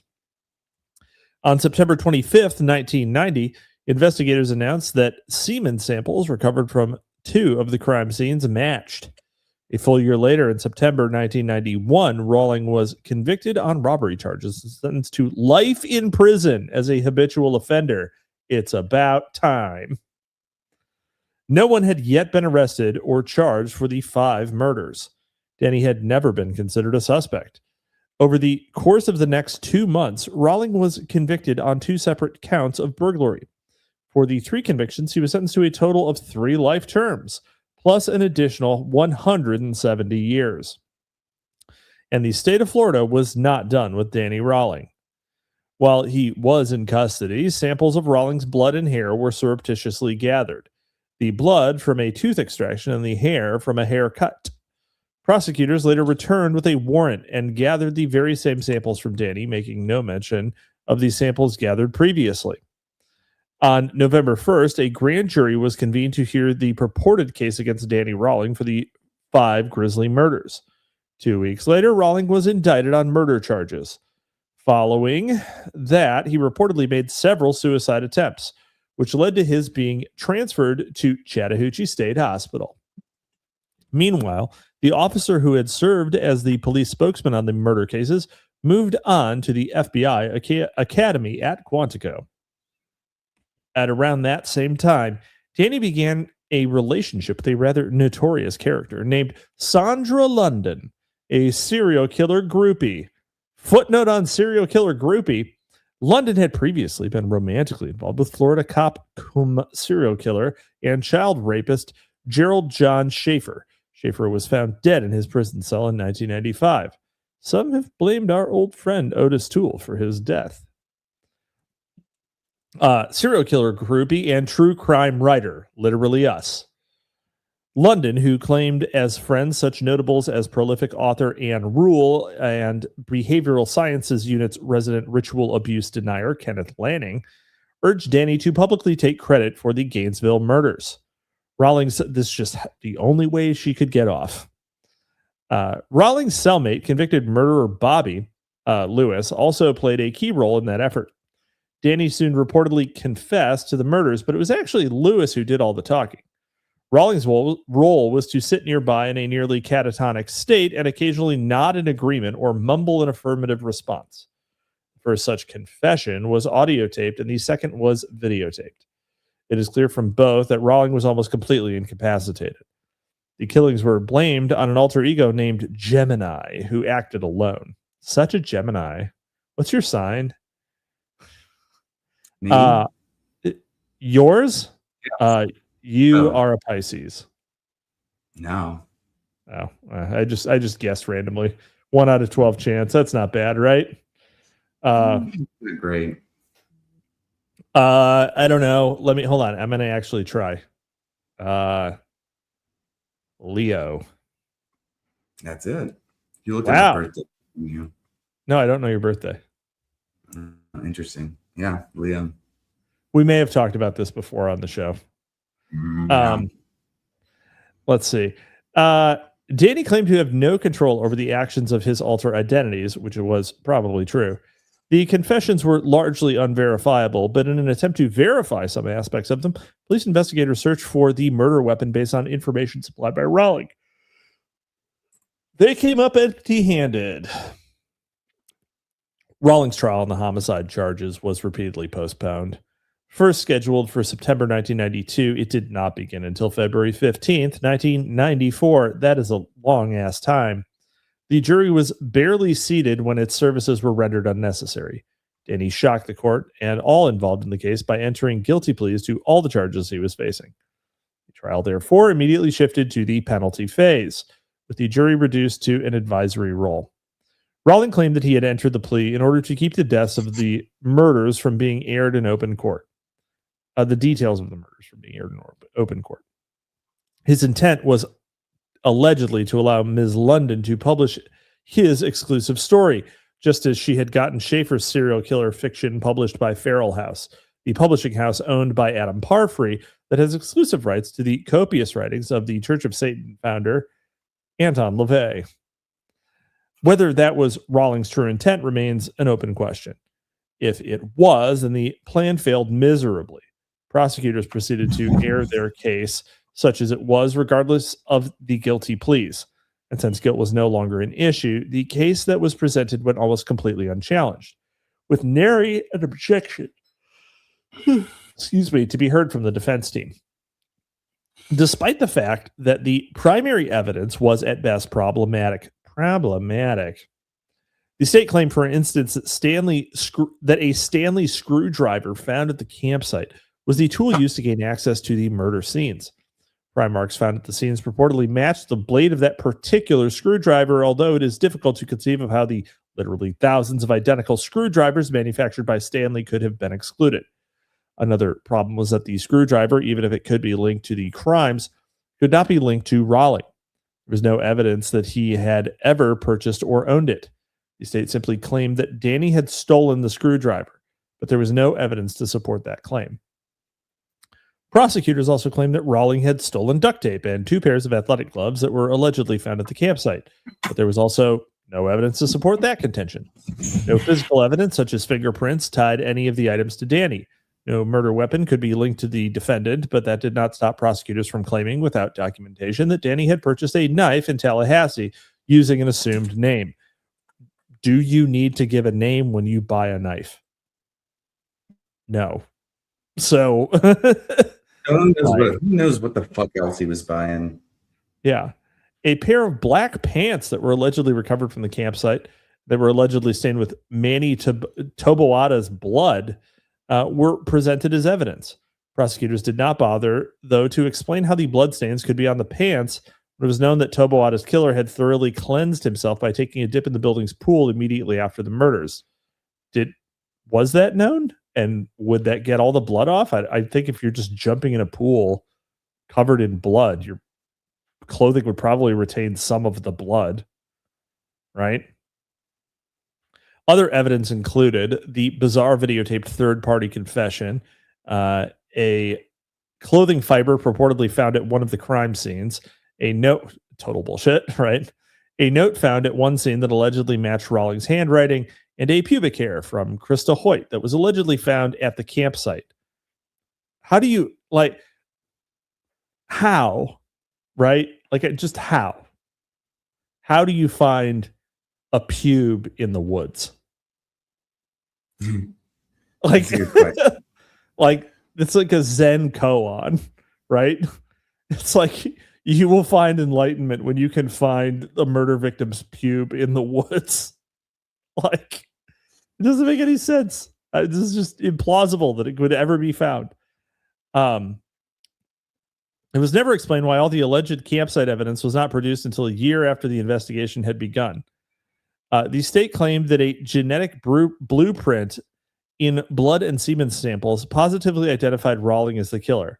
Such a claim, however, would be somewhat more credible if investigators building the case against Danny had not clandestinely gathered biological samples from him. Samples that could be easily have been planted as evidence. Vulpus persona, a dog. We have a buddy. Every dog is a pube sniffing dog. I don't know if you. Yeah, I mean, sure, but even if a dog signaled on it, okay, so let's say, all right, we've got all these potential murder victims, right? We're gonna let the dog sniff around for pubes from these people, pubes that have been in the woods for fucking a year.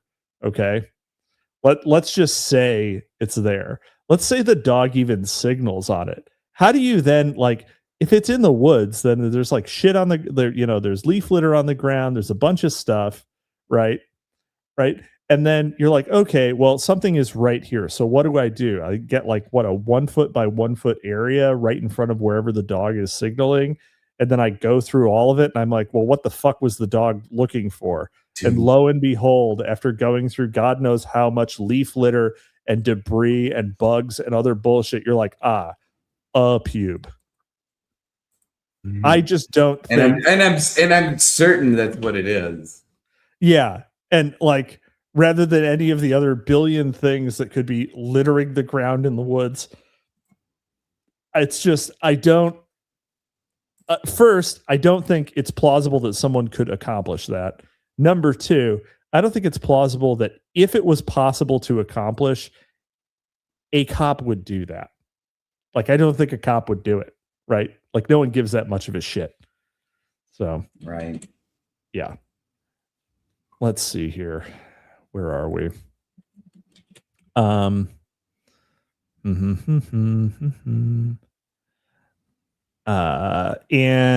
Vulpus persona. Yeah, I mean, I know I was being cheeky. Yeah, okay. I mean, I get it.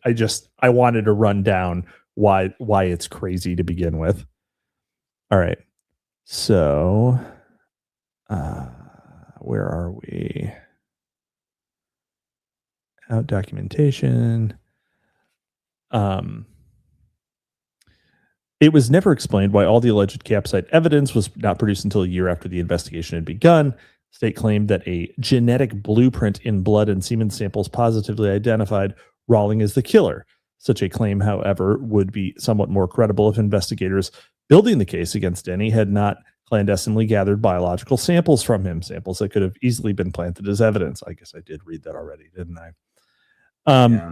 Another item purportedly found at the campsite was a cassette tape recorder. Inside was a tape that Rawling had made for his family. The tape reportedly was not listened to until months after it was seized and booked into evidence. Danny had ended the tape with the following statement. Well, I'm going to sign off for a little bit. I've got something I got to do. Love you. Bye. That rather innocuous comment was touted by the state rather creatively as irrefutable proof of the defendant's guilt. Well, it hardly needs to be stated. Most people at any given time have something they got to do. Very rarely does that involve committing mass murder. Yeah. I don't know. Probably more often than people think, you know. Just what I how common are we talking? I don't know. 1 out of 10. Yeah, it's fun. No, I mean, like it's got to be. You know, it's only got to be like one more than people imagine to like 10x the likelihood. You know. Fair enough. We're talking about left tails here. We're talking about it. In a scenario that precisely mirrored the circumstances of Ted Bundy's kidnapping trial, Danny Rawlings' defense. Okay, I see what you're saying. Like sometimes someone is going to say that, and it will be a mass murder. Most people would put the odds of it being a thing someone said before they committed a mass murder at like 0%, but it's not 0. Right? It's really low. It's approaching 0, but it's not 0. In a scenario that precisely mirrored the circumstances of Ted Bundy's kidnapping trial, Danny Rawlings' defense attorneys, the presiding judge, and the prosecutors had all been classmates together at the University of Florida Law School. It is indeed a small world in that serial killers inhabit. I got to tell you, that's literally how it always works. Like it, you know, right? Every single fucking time, man. No, I'm just saying, like, okay, so they're in Gainesville, Florida, right? So you're not so everyone who's a lawyer, right? Which means everyone which is the feeder for being a judge. Everyone who's a practicing lawyer in Gainesville, Florida, went to the University of Florida. I fucking, 0% chance otherwise. Yeah. Right. Yeah. Florida State's not that far away, and it's also pretty big. There might be a few turncoats. Okay, sure. Maybe a few, but they all went to the same school, right? Yeah. Like essentially. And so yeah, Louisiana's like that. Like, well, yeah, like the thing is that like, there are a very few, like 10, right? Maybe law schools where a person would practice in multiple places or internationally, right? You're like Harvard Law, right? If you're a lawyer in New York, you probably went to Harvard Law. If you're like a traffic attorney in New York, you probably went to New York State University, right? Like it's just not even like NYU, right? Or maybe like, I don't know, City College or something like that. But you're just like not. There's tiers to universities, and if you're in a place like Gainesville, Florida, right, everyone in that town went to the same fucking law school, or 99% of them did. So yeah, you're not making a major observation there. Appearing before the court as a defense witness, Rawlings' mother offered testimony concerning the possible demonic possession and detailed the family's history of mental illness and institutionalization. Danny, who was frequently described as a Jekyll and Hyde, claimed via his confessional videotape that he suffered from multiple personalities. All experts called to the stand, however, disputed that contention. After just 5 hours of deliberations, the jury returned with a recommendation that Rawlings be given 5 death sentences. The judge opted to let a few weeks pass before formally imposing a sentence on Danny. Doing so, appropriately enough, on April 20th, 1994. Hitler's How many birthday. times is this a meme that this guy does? This is a meme that we're enhancing, but he's doing it. Dude, I mean, yeah, I like every time he does it, I'm like, does he know he's doing this? He knows he's doing it. Yeah. In the interim, Rawlings' father was cited for battery of his terminally ill wife. What a bro. Civilization, it's not of the Lord, it's of the devil, brother. Old Lucifer. He was at me for a long time, knocking on the door to my mind. Danny Rawling, who, curiously enough, was missing a portion of his left ring finger. What does that mean? I don't know. Old Scratch. Anna. Krivo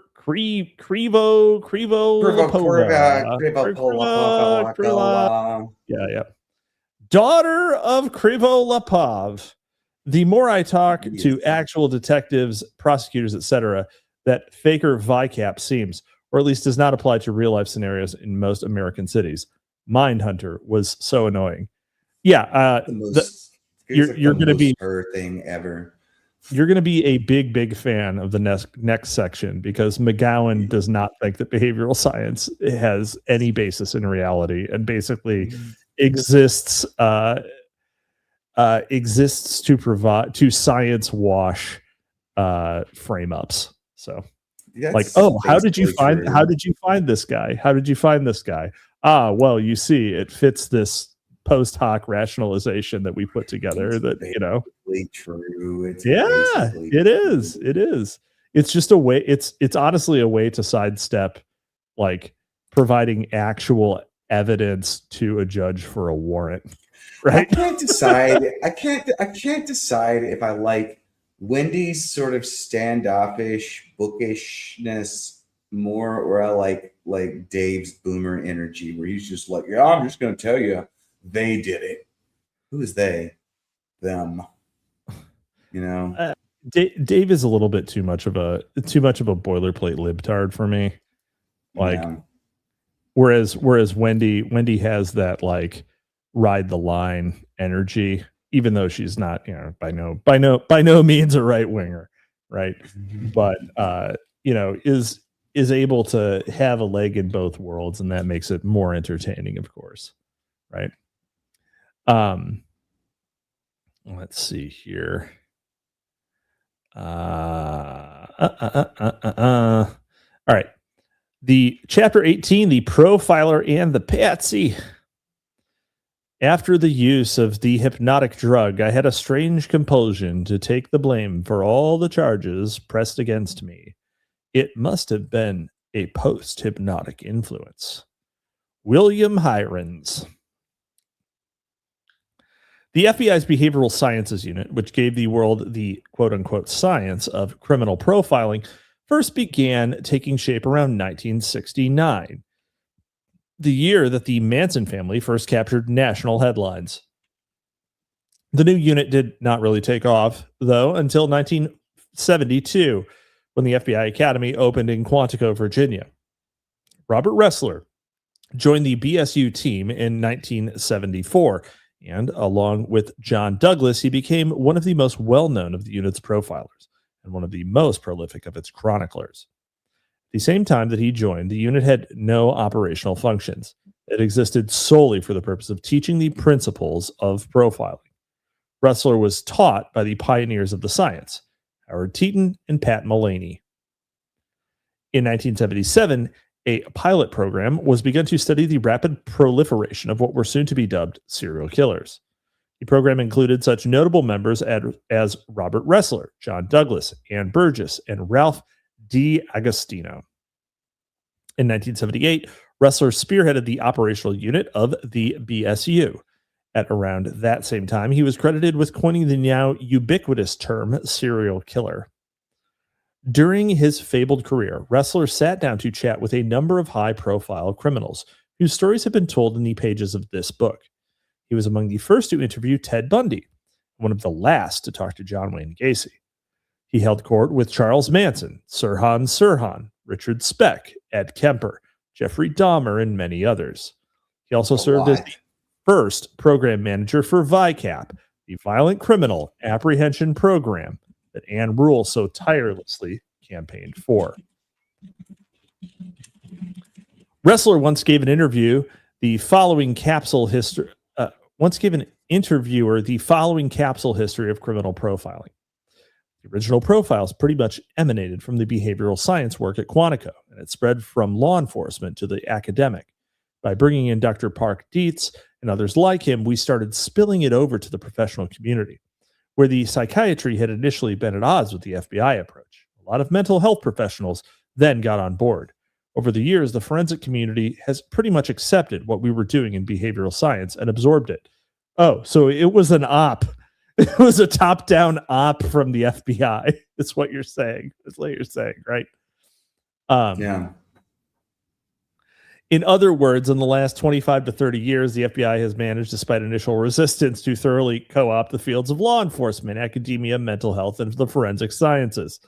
In doing so, the FBI's profilers have successfully molded public opinion and firmly ingrained in the mind of the average American the concept of the serial killer.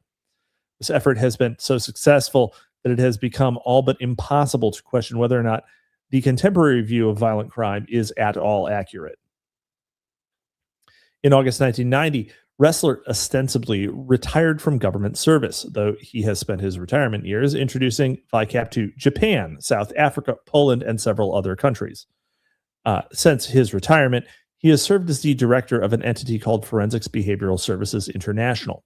One of the primary goals of the enterprise, according to one of Ressler's associates, Dr. Christine Kokonos, is a complete and seamless merging of the fields of law enforcement and psychology.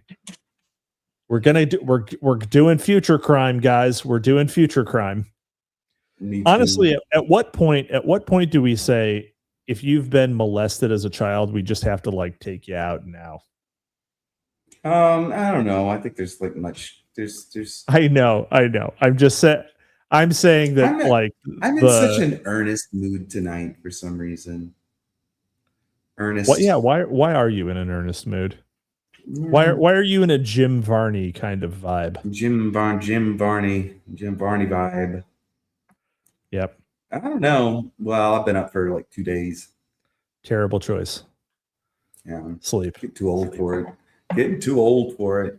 Getting too old for this shit. I don't understand why you would introduce. Well, so number one, spent his retirement years introducing VICAP to Japan, South Africa. So South Africa, hilarious, right? No law enforcement to be had. Japan, like 99% conviction rate, by the way, in Japan. So no need. Yeah. Robert Ressler's bio reads as though it was lifted off the pages of a Hollywood screenplay. He grew up in Chicago with a boy whose name may be familiar from a previous chapter, John Wayne Gacy. Bobby and John lived on the same street and were Boy Scouts together in the same scout troop. It was the classic story of two boys whose lives took radically divergent paths, at least by outward appearances.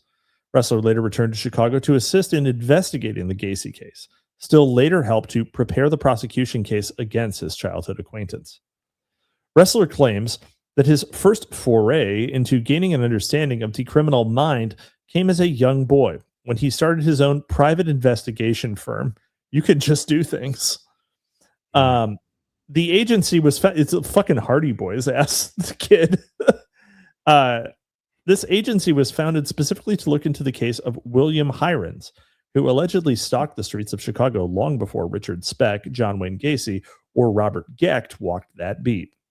You could say that the Hirens case provided Ressler with his first opportunity to try his hand at profiling.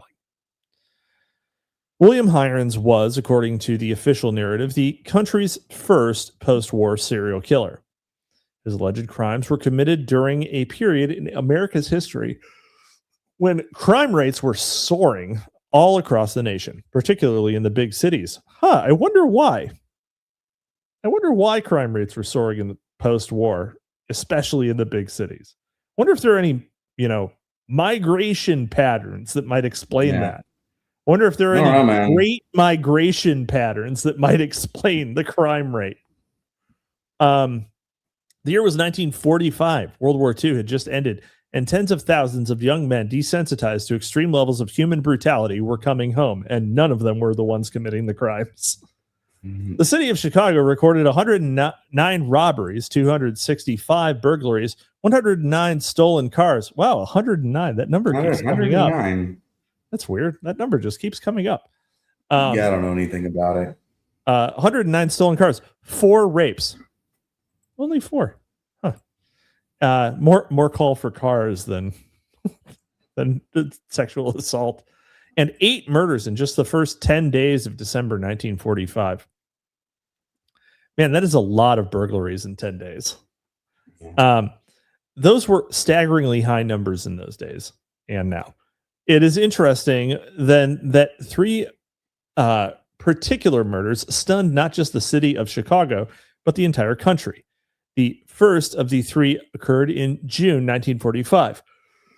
Just weeks after the United States had declared victory in Europe. The last and by far the grisliest was in January 1946. All 3 were ultimately attributed to William Hirens, who was just 16 years old at the time of the first murder. Hirens was born in November 1928 to a mother and father.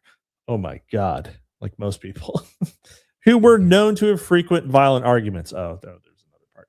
Young Bill reportedly developed a habit of leaving the house by himself so as to avoid the violent confrontations. Not surprisingly, he was often described as a loner. Hirens first ran afoul of the law at the age of 13 when he was found to be in possession of a loaded gun at school. I'm shocked it was illegal at that point. Let's see. 8 more weapons were found stashed in his home. As punishment, he was sent to the Catholic-run Gibalt School in Terre Haute, Indiana. The year was 1942. Hirens had barely walked out the door of the institution when a new student arrived at the Gibalt School. Charles Miles Manson. Dear Lord. Is that really his middle name? Yeah. Kind of see why he went wrong. The middle name? Miles is the kind of name, like, Miles is a black guy first name. You know, Miles is it's like a first name for a black guy who's like kind of your white friend. He's kind of your whitish black guy friend. You know? What if his middle name was Kilometers? Damn. The blackest white guy you know, Charles Kilometers Manson. Kilometer. Kilometer. No, he goes by Kilometer.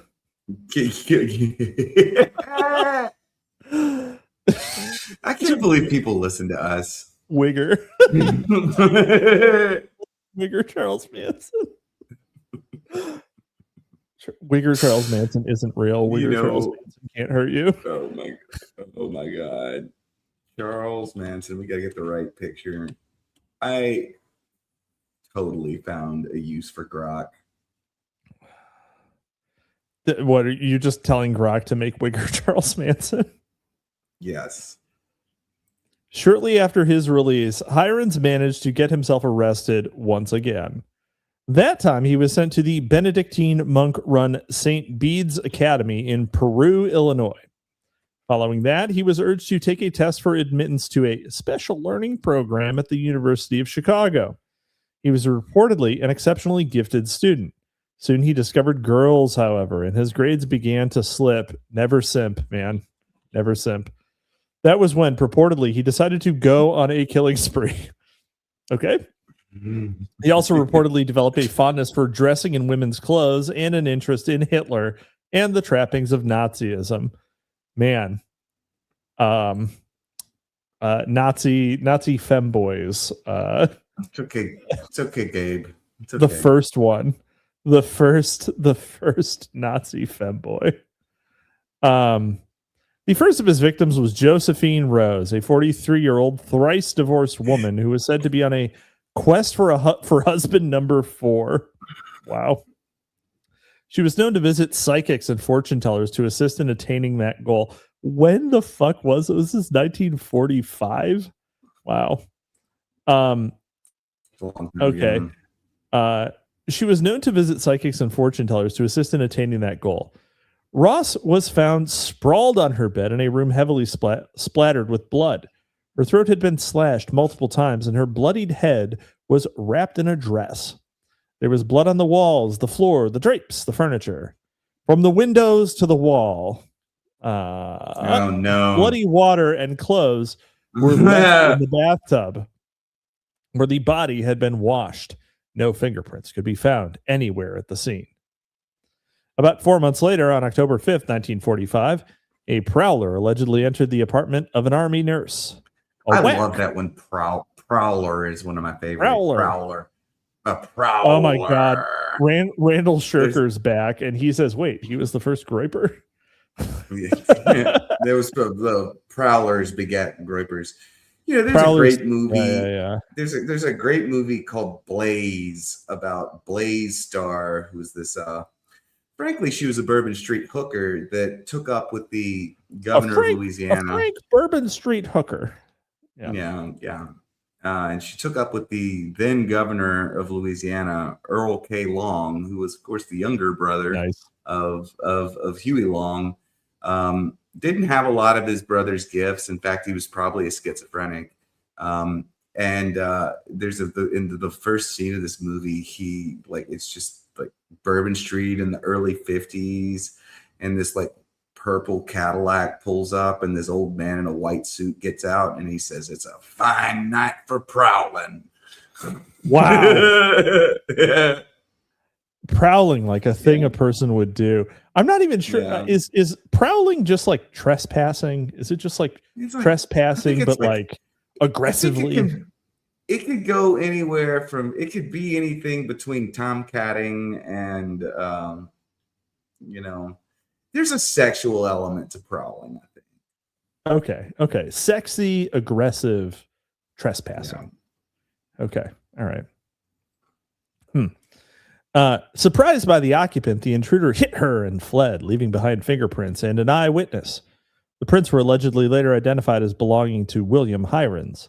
Strangely, though, the prints were not initially identified at all, despite the fact that Hirens' prints were on file with the police. Authorities never explained why the alleged serial killer chose not to attack the victim. Well, he did. He hit her, and he ran.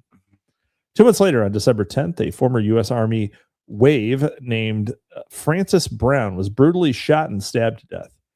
Her nude body was found sprawled over her bathtub, her head wrapped in pajamas. There was a butcher knife. That's not very nude. Come on. Yeah, that's clothed. There was a butcher knife buried in her neck and a bullet in her head.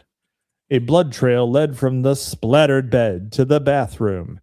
As in the Josephine Ross case, the home had been thoroughly searched, though nothing appeared to be missing.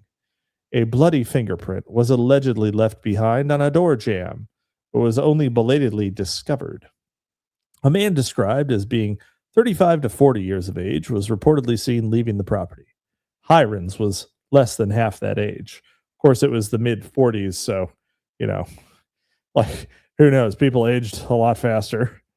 A local butcher named George Caraboni confessed to murdering Frances Brown, but police discounted his confession on account that he was an Italian, claiming that his story kept changing. Caraboni was at that time already under investigation in Cleveland for 13 murders involving beheadings and mutilations. On January 7th, 1946, the 6-year-old daughter of an official with the Office of Price Administration disappeared from an occupied home in a kidnapping murder case that seemed to borrow heavily from the infamous Lindbergh kidnapping. Price controls. Boo. There were 2 families living in the home from which Suzanne Degnan vanished, and yet no one living there reportedly saw or heard a thing. After she was reported missing, the house immediately filled with police. A note was found that no one had previously noticed, purportedly because it was mistaken for discarded tissue. Outside the home, a 7-foot ladder was found that naturally was just tall enough to reach the girl's bedroom window. The alleged kidnapper demanded $20,000 from the Degnan family for Suzanne's return, but no amount of ransom money was going to bring her back. She had already been skillfully chopped up by a trained butcher, authorities initially suspected, and then scattered in the city's sewers. Wow. Initially arrested for the murder was the 65-year-old janitor of a nearby apartment building named Hector Verber. Police confidently announced to the press that they had their man. They then spent the next 2 days tirelessly torturing the suspect before quietly admitting that they had the wrong man. Verber was paid $20,000, a not insignificant amount of money in the 1940s, to settle his claim against the city. Hirens, it's shocking that everything seems to be settled in increments of $20,000. Hirens was arrested on June 26, 1946, nearly 6 months after the last murder on burglary charges. The arrest, which followed a botched break-in, was facilitated by an off-duty officer who just happened to be on hand to smash a few large flower pots over Hirens' head. That is some Looney Tunes ass shit. Like, somebody is breaking in and a cop smashes a flower pot over your head. Like, it's literally Tom and Jerry. Bill was not in custody long before his captors began accusing him of the murder of Suzanne Degnan. However, he was not initially accused of either the Ross or Brown homicides, which had no known connections to the Degnan kidnapping and murder. He was, though, accused of another homicide, which was also unrelated to the Degnan case. Kind of begging the question there. Police eventually realized that they were not going to be able to make that murder charge stick, since Hirens had been in school in Indiana at the time. Shortly before Hirens had been arrested, a man named Richard Thomas confessed to the murder of Suzanne Degnan. Thomas had been in Chicago at the time of the Degnan slaying, working near the Degnan home. At the time of his confession, he was awaiting sentencing in Phoenix, Arizona, for the crime of molesting one of his own children. He had previously been convicted of attempted extortion in a case involving a ransom note that threatened the kidnapping of a young girl. A handwriting expert in Phoenix determined that Thomas's writing was a close match for the writing on the Degnan ransom note. Chicago police were duly dispatched to Phoenix to interview the suspect, but their mission was quickly preempted when Illinois State's Attorney William Toohey publicly announced that William Hirens was Toohey. Hawk Toohey publicly announced that William Hirens was the party responsible for the girl's death, even though no evidence existed at that time to support the charge, and Hirens was steadfastly denying the allegations. To elicit a confession from young William, who was not yet an adult, his captors subjected him to what can only be described as severe torture. He was beaten repeatedly from the first few days of his incarceration and deprived of food, water, and sleep. He was injected with sodium pentothal, a hypnotic truth drug, and moved to solitary confinement. On his 5th day of custody, he was administered a spinal tap, an exceedingly painful surgical procedure for which there was no medical justification. He was given no anesthesia. Just 15 minutes after the procedure was completed, he was yanked from his bed and taken quite literally for a rough ride on cobblestone roads. Then he was administered a lie detector test. At no time during his ordeal was he allowed access to counsel. I appreciate the rudimentary DDD method of withholding sleep. Very, very smart. If you're gonna torture someone that way, just withhold sleep. It's the single most powerful thing you can do. Thanks for that, by the way. What? What? It's like, I hadn't slept in 2 days, and you're like, yeah, it's torturous to withhold sleep. Yeah, it is. It is. It's the single worst thing you can do. I gotta make it 40 more minutes. You know? Yeah, make it 40 more minutes. You got 40 more minutes. How could you fall asleep to you just want to ASMR, and I'll just read you this. I'll just read you this in a low whisper, and you can go to sleep and have the most fucked up dreams possible. Yeah, no homo. You have a really soothing voice. Do I now? Most people say it's a little bit grating and obnoxious. I might just be a little DDD'd. You might just be a little DDD. That means it's working. Yeah. Let's see. All right, we're gonna try it. Hirens nevertheless remained a remarkably uncooperative patsy. Now go back. Hirens nevertheless remained a remarkably uncooperative patsy. He ultimately took the fall only, as he later explained, because he had reason to fear for his life. Yeah, well, no shit. They definitely we're gonna fucking kill you, bro. It was claimed that Hirens confessed to his crimes while under the influence of a hypnotic drug. Sodium pentothal would do that. He purportedly spoke of an alter identity named George, who he blamed for the murders. Curious. George. In all the decades that have passed since the confession was allegedly obtained, however, no transcript of the interview has ever been produced. Prosecutor Toohey had initially claimed that the transcript was not yet ready for release, but he then later denied that an interview had ever been conducted with the aid of a drug. A number of witnesses recalled that Toohey had personally attended that interview. One man who had attended, Dr. Grinker, admitted in 1952 that despite the allusions to an evil alter ego, Hirens never directly implicated himself in any crimes during the interview. As for the lie detector test, Toohey claimed that it was inconclusive. The inventors of the particular test that was administered to Hirens, however, published their analysis of the results in a 1953 textbook. Hirens' response on the card test clearly established him as an innocent person. A renowned handwriting expert by the name of George Schwartz was summoned to attempt to match Hirens' handwriting to that on the ransom note and on a message that had been scrawled in lipstick at one of the crime scenes. Schwartz concluded that the individual characteristics of the two writings do not compare in any respect.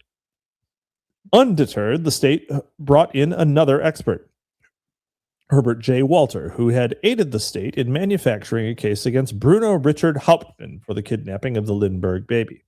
Walter, which he did not do, 100% didn't do.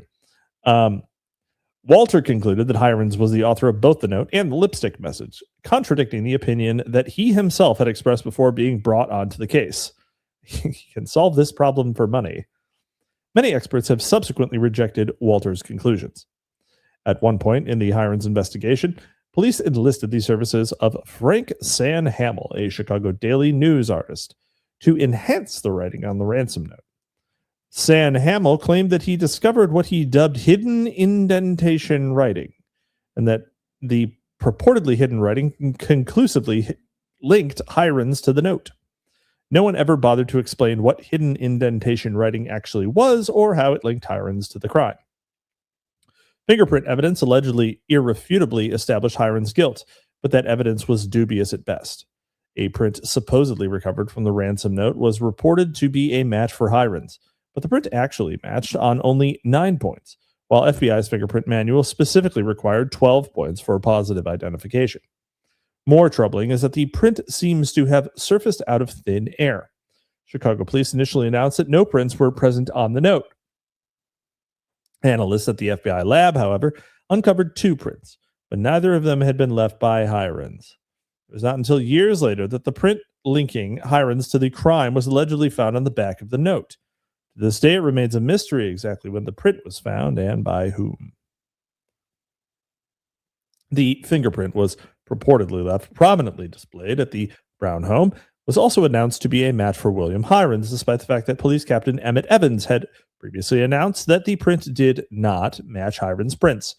More troubling was that the print had full left and right margins, which was possible only if the finger had been carefully rolled on the surface, as occurs when someone is being fingerprinted, but generally not when a print is inadvertently left at a crime scene. Remember, kids, if you're at a crime scene and you're going to leave fingerprints, roll a full left-right margin so people will say, wow, it's crazy. It's like this has been lifted from someone being fingerprinted and then transplanted onto the scene. That's just be sure to do that. Just really throw them for a loop.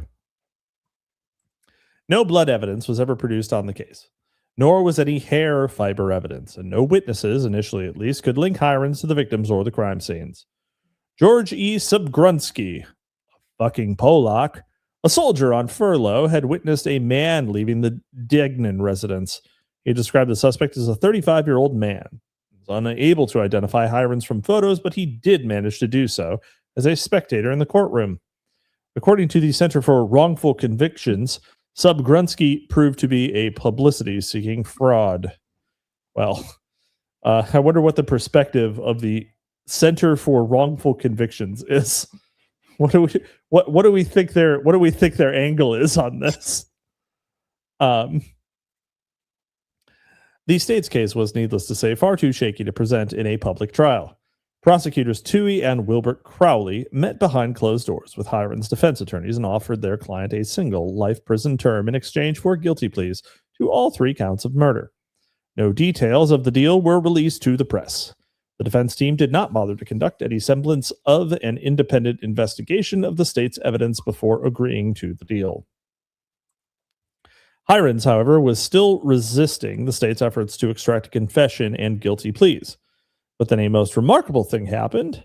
A reporter for the Chicago Tribune named George Wright drafted a completely bogus confession, which he attributed to anonymous, unimpeachable sources. The Tribune ran the fraudulent story on the front page of their July 16th edition, touting it as an actual confession from William Hirens. All of the newspaper's competitors promptly did likewise. Shortly after that, Hirens was compelled to author a confession using Wright's fabricated confession as a script. In other words, he retroactively legitimized what had been an entirely fictional, account of the crimes. You don't hate journalists enough. That would be a hyperstitional confession, by the way. It's a classic hyperstition. Let's see here. A dare was then set for Hirens to publicly confess to his. A date was then set for Hirens. Not a dare. I fucking dare you. A date was then set for Hirens to publicly confess to his alleged crimes and enter his plea. It was a very large turnout for the much anticipated event. Public officials and the press came out in droves to see the show. But the star had not yet been sufficiently coerced to play his part in the charade, and he pointedly refused to confess and enter a guilty plea. Both the state's attorneys and Hirens' own defense lawyers were livid. The prosecutor's offer was immediately revoked and a new one proffered. 3 life terms in exchange for the guilty plea. A new date was set. Wait, hold on. So he was going to enter a plea. He was going to get a single life sentence, but they revoked it and said that he would get 3. Well, what's the difference? A new date was set, and September brought Hirens his second chance for a public confession. Mary Jane Blanchard, the daughter of victim Josephine Ross, was there for that second public spectacle. She told the press that she thought Hirens had been framed. After an excruciating pause, Hirens reluctantly entered his guilty pleas. Audible sighs of relief could be heard from the bench and throughout the courtroom. He was duly sentenced to serve 3 life sentences. Nearly 60 years later, he is still serving those sentences, and he is still steadfastly proclaiming his innocence. He now has the rather dubious honor of being the longest-serving inmate in the history of the state of Illinois. He has never been given parole consideration, despite the fact that his attorneys told him that he would be afforded such consideration as part of the plea bargain deal. During his lifetime behind bars, Hirens had distinguished himself by becoming the first inmate in the state's history to graduate college. He has become an accomplished painter, a skilled tailor, and a talented jailhouse lawyer. Well, not enough to get himself out, so how good is he? In April 2002, the UK's Guardian revealed that a man who spent 56 years in jail in what his lawyers describe as one of the grossest miscarriages of justice in the history of the U.S. could finally be freed. The report continued. A new investigation into the case of the man known as the Lipstick Killer indicates that the evidence against him was fabricated by detectives. His case has been taken up by the Northwestern University Center on Wrongful Convictions, which has a high success rate in having suspect verdicts overturned. The new investigation indicates that neither the ransom note nor the lipstick confession were written by Hirens. A fingerprint found in Brown's apartment is alleged to have been placed there by police. The investigation referred to in the Guardian article was conducted by a team led by Chicago attorneys Jed Stone. Stone's team discovered that the entire case against Hirens was a product of outright fraudulence. Among the conclusions reached by the team, based on a thorough examination of the evidence, were all of the following. To wit, The hidden Correct. indentation writing, allegedly uncovered by Chicago Daily News against artist Frank San Hamill, was a fraud and a hoax. The handwriting on the Degnan ransom note was not Hirens. In fact, several independent experts said it was Richard Thomas's. The much publicized lipstick message on the brown wall was not in Hirens' handwriting and was not written by the same person who wrote the Degnan note. You would expect that lipstick writing on a wall would not match. Like, even if the same person did do it, you would think it wouldn't be a match, right? You would think that would be completely different. The purported Hirens fingerprint, originally said to have been on the face of the Degnan note, later said to have been on the back. Its existence is not confirmable. The so-called bloody fingerprint on the door jamb in the Brown apartment appears to have been rolled, a fingerprint like those seen on fingerprint cards in police stations, and unlike those most often found at crime scenes. Analysis of the confessions revealed 29 inconsistencies between the confessions and the known facts of the crimes, a signature element in false confessions. Hirens was wrong about basic facts about the crimes, including locations, times, and related events. So it goes, decades later, police, courts, attorneys, and the media continue to work in lockstep to manufacture cases against designated patsies. As for Ressler, he formally began his law enforcement career in 1962, when he served as an agent supervisor for the U.S. Army's Criminal Investigations Division. He claims that he was first approached by the FBI by a man who later became the assistant director at Quantico. He was attending graduate school at Michigan State University. After spending nearly 3 decades of his life reportedly working to bring violent criminals to justice, one of his first actions after his retirement was to go to work on the Dahmer case, on the side of the defense. Yeah. Bum, bum, bum. What?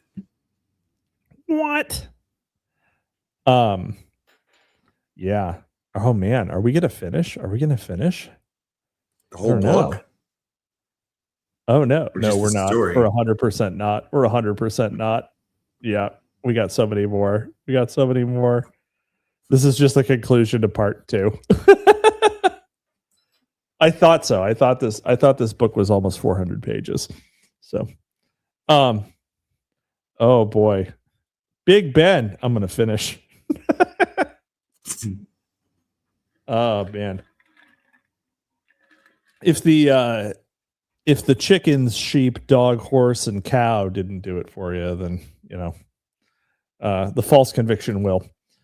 All right. Sandbatch, how you doing? Kind of tired. I'm tired, boss. I'm tired, boss.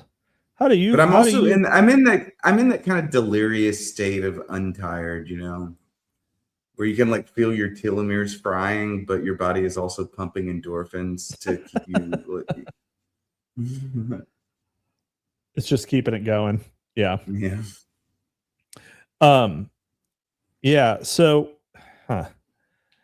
I'm very. It does seem like McGowan has made the case here several times, right? That has made the case here several times that some of these people really did commit murders, right? Mm-hmm. Some of them did, like some of them actually were murderers, but some of them were patsies. And it's not really like his he doesn't really seem to have like a strong I don't know, model for which is which and why. So anyway, conclusions. It's hard for me to believe that a human being could have done what I've done, but I know that I did it. Jeffrey Dahmer. With the possible exception of school and workplace shootings, nothing better. Actually, you know what? That should have been like, hold on. It's hard for me to believe that a human being could have done what I've done, but I know that I did it. Jeffrey Dahmer. There we go. With the possible exception of school and workplace shootings, nothing better serves to facilitate the promotion of a law and order agenda than the palpable fear aroused by the sociopathic killer. A fear that propels the population into an every man for himself mentality. Anyone, after all, could be a serial killer, hiding behind a mask of civility, a coworker, a friend, a neighbor, even a family member. There's actually here's my based take on that. Serial killer publicity exists to make people think that white people commit more murders than they do. So that heinous crime is disproportionately committed by a certain group, which is not the one that disproportionately commits heinous crime. Yeah. Let's see. The Phoenix program has been has been referenced a number of times in past chapters, and its relevance to this discussion cannot be overstated. Phoenix was, by design, a psychological warfare operation. Its goal was, quite literally, to scare the hell out of the Vietnamese people. True. To such an extent that their will would be broken and they would accede to the demands of their would-be oppressors. The techniques employed were barbaric. Victims of the program were not merely assassinated. They were frequently raped, tortured, mutilated, dismembered, and left posed in grotesque displays for their fellow villagers and family members to find.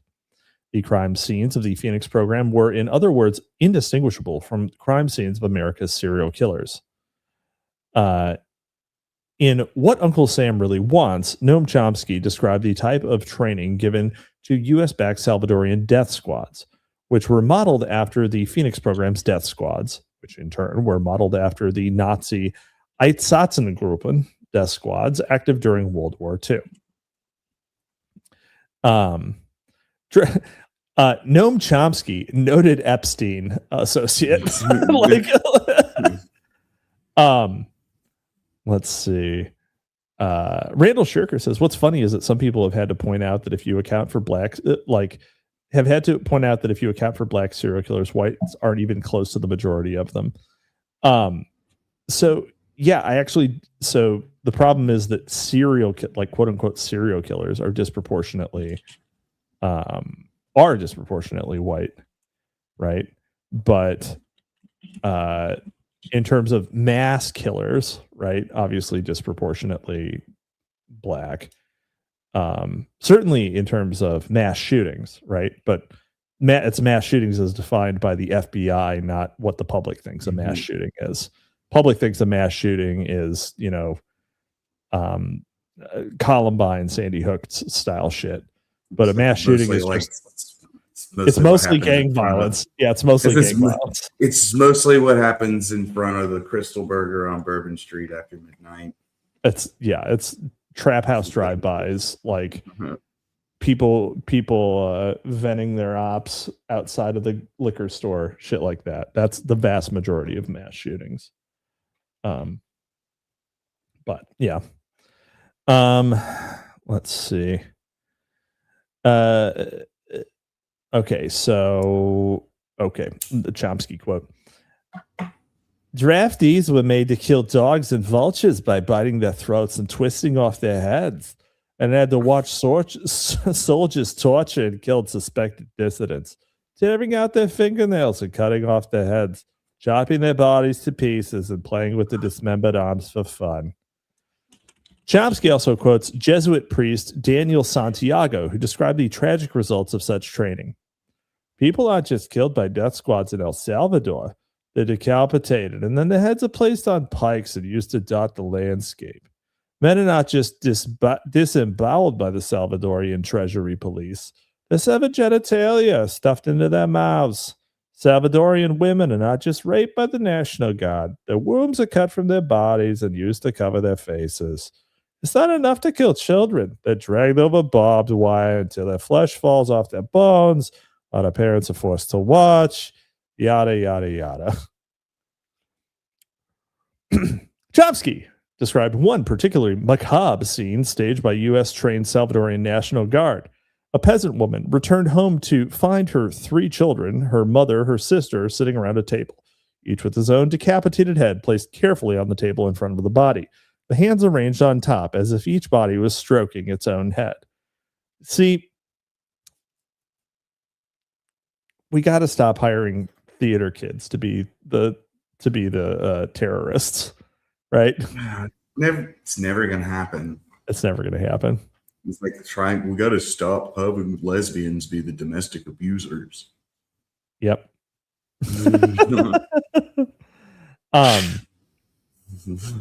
Finding it hard to keep the head of what the a woman. fucking burst from me, by the way. That's as spicy as we get here on the Library of Mass Destruction.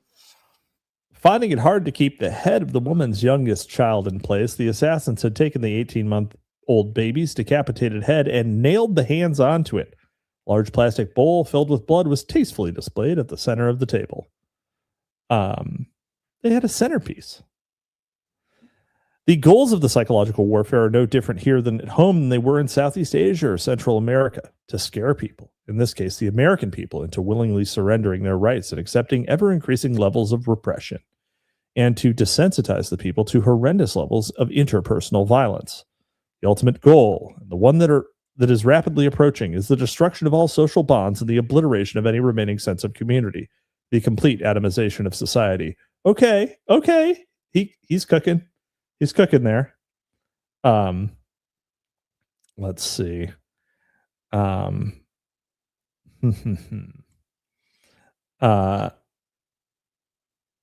Famed conspiracy researcher Mae Brussel made a telling observation nearly 3 decades ago in 1974.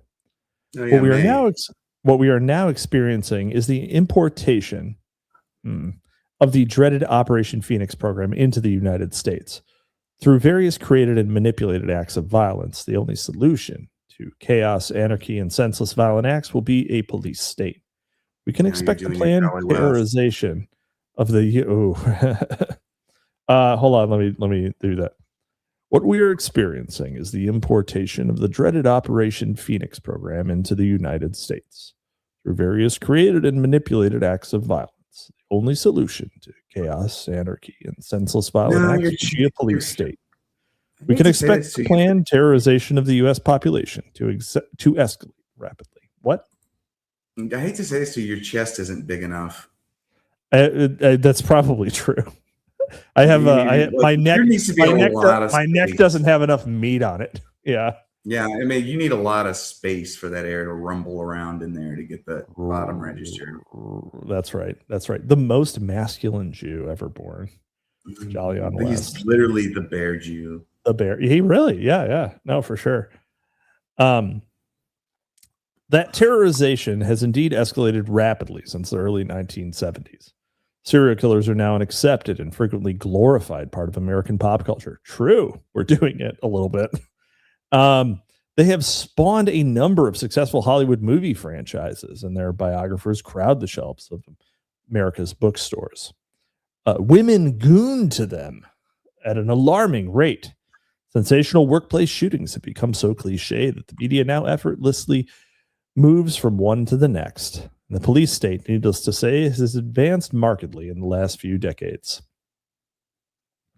Since we began this saga in the state of Texas, to you Mexicans, and since we have revisited that state repeatedly, it seems only fitting that we should end there as well.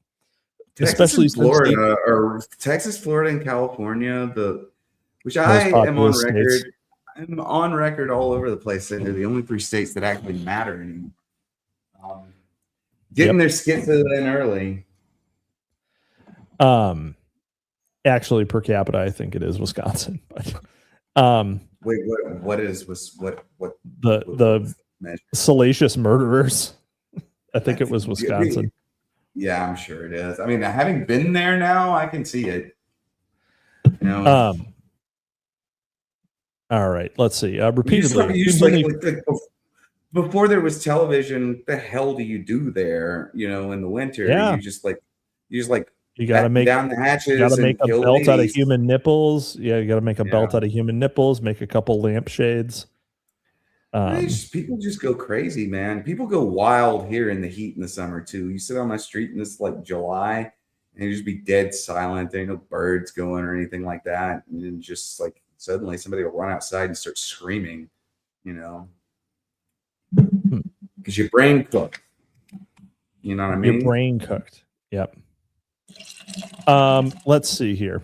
It seems only fitting that we should end there as well, especially since the current laws of that state, which are by far the harshest of any in the country, are due directly to the state's use of serial killer to manipulate public opinion. There's no fucking way that Texas laws are the harshest. The man's name was Kenneth. There's no fucking way. With respect to what? With respect to what?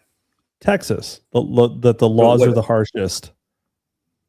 There's no fucking way. Are criminal laws, quote, harshest, unquote? I'll bet you it's going to be Florida. Who knows? Hold on. Anyway, the man's name was Kenneth McDuff. Nope, Texas. Texas. Harshest laws for what? Just like, what do you think the top 5 are? I don't know. Weed's not legal. Weed man. Weed's not legal in Texas. I know it's not. Extensive. They execute more people than any other state, and it's not even close. Based. But the number 1 is Texas. Number 2 is Louisiana. Number 3 is Oklahoma. Number 4 is a tie between Mississippi and Alabama, who are almost exactly the same. And then number 5 is Florida, Gulf Coast, most violent, abusive. Wow, it's psychotic place in the world. Wow, it's the map again. Great. We've seen the map before. It's the same map. Yeah. But you know what you haven't seen in a while? Probably poetry from that map, which you sufficient can harshness in that area.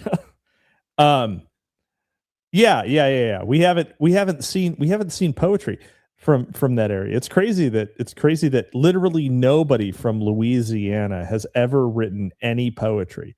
Nobody from New Orleans has ever published a book in the last 3 weeks. Yeah. My next one is even more like that. My next one is like this hallucinatory, like, cowboy riding around these exact states doing violent things. So, you know, I am like people think I'm strange until they come meet me here, until they visit me here, and like frequently they're like, oh my God, there's a whole fucking corner of the country full of you people. And I'm like, yeah, we're kind of crazy, you know, and like incredibly violent, incredibly individualistic, incredibly we have triple dose of the Scots Irish sort of like violent depressive gene, gambling, risk-taking behaviors, terrifying wilderness, wrist-slitting behaviors, losing a finger to a alligator snapping turtle, or just a regular alligator. Yeah, I've been bitten by a shark. You know, I found out that what I said earlier was incorrect, and actually there was a book of poetry published recently by somebody from the South. C. Sandbatch. Sandbatch, right. Less favors at less humors. Less favors at less humors. Wow, 3 themes in chamber verse. You can click right on over and buy that sumbitch. You got a little kitty cat here. You got a little baby kitty cat. They're looking at the saddle. Were you, whenever I posted the cover for the first time, did you with Sam Austin? Were you in the chat? Yeah, he said he was going to translate this entire book into meow. No, that would be so funny. And he would, but no, he like looked at it and said, plus sales for cat on the cover, minus sales for French on the cover. Nice. I think that so everyone who's watching this stream on YouTube live or after should go down to the comments section and click the link over to Amazon, an affiliate link, so we make a couple cents if you buy it. Oh, did you do that? Is that a thing you can do? Yeah. I thought the affiliate links didn't work with books. They super duper do. Yeah. Damn. I could have been cashing in on my esoteric literariness so long ago. Yeah. You could have. But you have to regularly produce content in order for it to work. Oh, really? Or yeah, What do you mean? Amazon will just cancel your account if you don't regularly produce. It has to be tied to some sort of content production. Okay. Makes sense. Yeah. I mean, I've been making nonstop content for like 15 years. Yeah, but some of it was like really not. This is the most commercially friendly platform I've ever been on. What? It's true crime. It's a true crime podcast. Oh yeah, for sure. Like this is like the most like commercially palatable thing I've ever done. Like we're on Spotify and that blows me away. Yep, that's true. I should probably go ahead and upload our back catalog because I haven't uploaded you actually really should. A single episode from Program to Kill to Spotify. I mean, it's one of these things like Spotify. I mean, I don't know. Oh, that's a whole other topic. Maybe I'll hop on D's space and we'll talk about that in a little bit. That's not really relevant.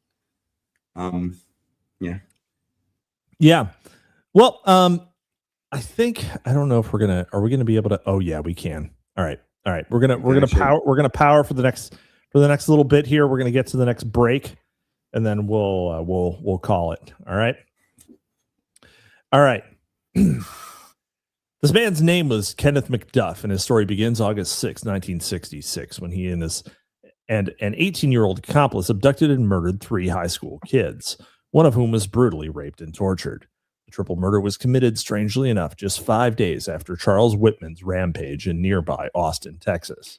In November of that same year, McDuff was convicted and sentenced to die in the state's electric chair. Was that the tower shooter? Yeah, that's right. Yep. Yeah. Over the next 6 years, McDuff won a few stays of his scheduled execution and then had his death sentence commuted to life in 1972 when the Supreme Court called a halt to all judicial executions. Technically, a death sentence is also a life sentence. Yeah. Footnote on judicial execution. A number of other killers profiled here were the beneficiaries of that Supreme Court decision as well. In California, those beneficiaries included Sirhan, John Lindsay Frazier, and Charlie and his girls. In 1987, legal action brought against the Texas prison system forced the state's courts to set limits on prison populations to ease the outrageously overcrowded and grossly inhumane conditions. State authorities responded by seeking a massive infusion of funds to simply build more prisons. Those efforts were stymied by voters. As a result, the state was forced to grant early parole to a substantial number of inmates. In a ridiculously unlikely scenario, one of those inmates was former dead man walking Kenneth McDuff, who walked away a free man on October 11, 1989. State officials apparently failed to notice the literally tens of thousands of nonviolent drug offenders who were clogging up the prison system when they claimed that they had run out of prisoners who could be offered parole. They should probably have fed all of them into a giant wood chipper and then buried it in West Texas to cause the ground to become fertile and farmable. McDuff returned to Rosebud, Texas, not far from Waco, where it did not take him long to become the most reviled man in the Lone Star State. Just 9 months after his release, he was arrested. Impressive. Yeah, that's pretty good. Damn fucking impressive. No good, dirty desperado. Just 9 months after his release, he was arrested for pulling a knife and physically threatening a group of young black kids. No crime. That offense should have earned him a ticket back to prison. It should have earned him a fucking medal. A ticket back to prison for the remainder of his life sentence. Instead, the former death row inmate was released yet again just a few months later. Following his re-release, he repeatedly violated his parole by, among other things, consorting with prostitutes and buying, selling, and using drugs. McDuff's parole officer inexplicably chose to let him operate without any meaningful supervision. Sounds like every parole officer. Even though the parolee was obviously someone who needed to be closely monitored. In October 1991, McDuff, working with an accomplice, committed the first of a series of brutal torture murders of girls in the Waco, Austin area. The first 2 victims were prostitutes, both of whom were seen with McDuff by witnesses shortly before their disappearance. One of the victims was reportedly in his vehicle when he ran a police roadblock. Nevertheless, police opted not to burden McDuff with any serious questions about the girls' disappearances. Unhindered by either the police or his parole officer, McDuff killed at least 3 more girls before he was apprehended. In May 1992, following one of the largest manhunts in the state's history, he was brought to trial in February 1993, once again convicted of capital crimes. The conviction was assured when McDuff opted to take the stand in his own defense, thus allowing his prior convictions and death sentence into evidence. For his efforts, he received a new death sentence. Capital punishment had since been reinstated in Texas just 2 years after its use was discontinued. Oh, I forgot. Next year, he received another. It was a little blink, like Texas, like a lot of states banned it for longer than that. Texas was like, no, actually, they didn't think about it for very long. It's like, no, we like this. Yeah. Kenneth McDuff's luck had run out. Just after 6 p.m. on November 17th, 1998, he became one of the 152 inmates executed during the tenure of Governor George W. Bush. The only good policy. By that time, the condemned man had been credited with permanently changing the Texas criminal justice system. The public was understandably outraged that a condemned man had been set free to kill again. They were encouraged to place the blame for that outrage on the well-intentioned prison reforms. In other words, people of Texas had been sent a very clear message. Any attempt to adopt humanitarian reforms in the Texas penal system will result in more Kenneth McDuffs being pushed back on the streets. That was the scenario that was successfully sold to the voting public. The result was an overhaul of the justice system that proved to be the most sweeping and reactionary in the state's history. To effect what was billed as the Texas solution, legislators rammed through a flurry of bills dubbed the McDuff laws that mandated tougher sentencing, exceedingly harsh parole guidelines, and an expenditure of an astonishing $2 billion for the construction of new prisons. I got to tell you, great op. Absolutely great op. Superb work. Texas legislature, good fucking job. Whoever planned that, great. They got a great deal on public school buildings at the same time. Those new prisons, along with the older ones, were soon bursting at the seams. The state of Texas is now the proud owner of what has been described as the largest prison system in the history of the free world. Still too small. Texas incarcerates its citizens at double the rate of the rest of the nation, which is quite a startling statistic when one considers that the country as a whole is the second highest incarceration rate of any nation. Any nation in the first world. Any nation that is burdened with its population as we are. And an absolute number of the United States. True. It's not true. Louisiana has the highest. Well, maybe at the time of he was writing this. But it's like, but the distance that's supposed to be there is certainly not there. Fair. And in absolute numbers, the United States has the world's largest prison population. Texas also hosts far more executions than any other state, nearly as many, in fact, as all the other states combined. Such is the legacy of a serial killer. And we're going to call it there. We're going to call it there on that happy note.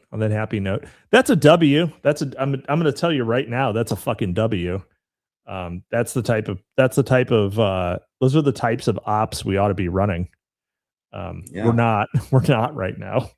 We're getting different ops run on us, but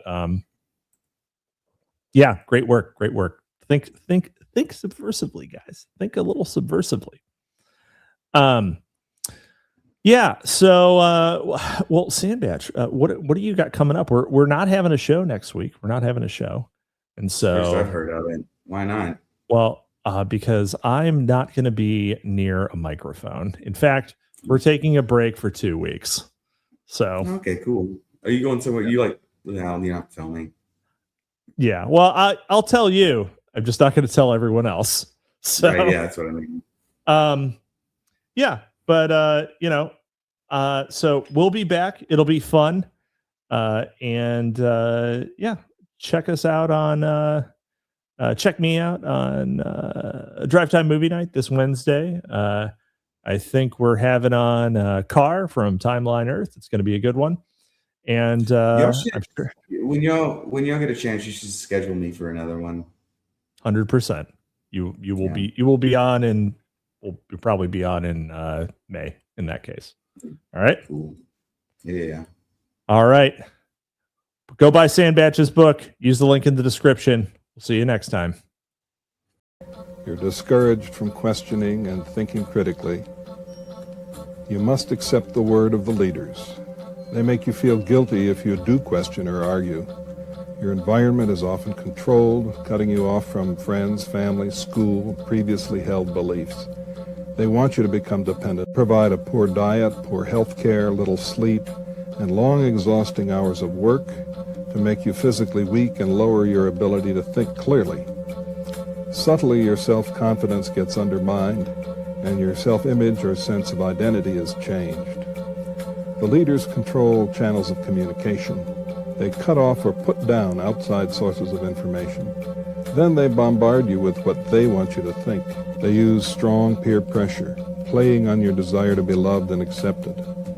The leaders may promise rewards if you obey them and punishment if you don't, but they alternate harshness and leniency in order to confuse you. The leaders manipulate language, giving special meanings to words that only insiders understand. This is to make you feel like you're part of a special, important, or elite group, and that outsiders are inferior, dangerous, or doomed. You have to confess your shortcomings, mistakes, or misbehavior, sometimes even if these things never really happened. And meanwhile, your time and activities are tightly controlled. You don't have much privacy or energy or time to think because you're too busy doing monotonous, repetitive tasks. The leaders try to control you and even your sexuality, everything about you. They want to exploit you for their own enrichment, their own power or grandiosity. If they succeed, you will declare your loyalty unto its leaders, rejecting your old values and way of life. Without realizing it, you will have been changed into a person who is being controlled by a totalist cult.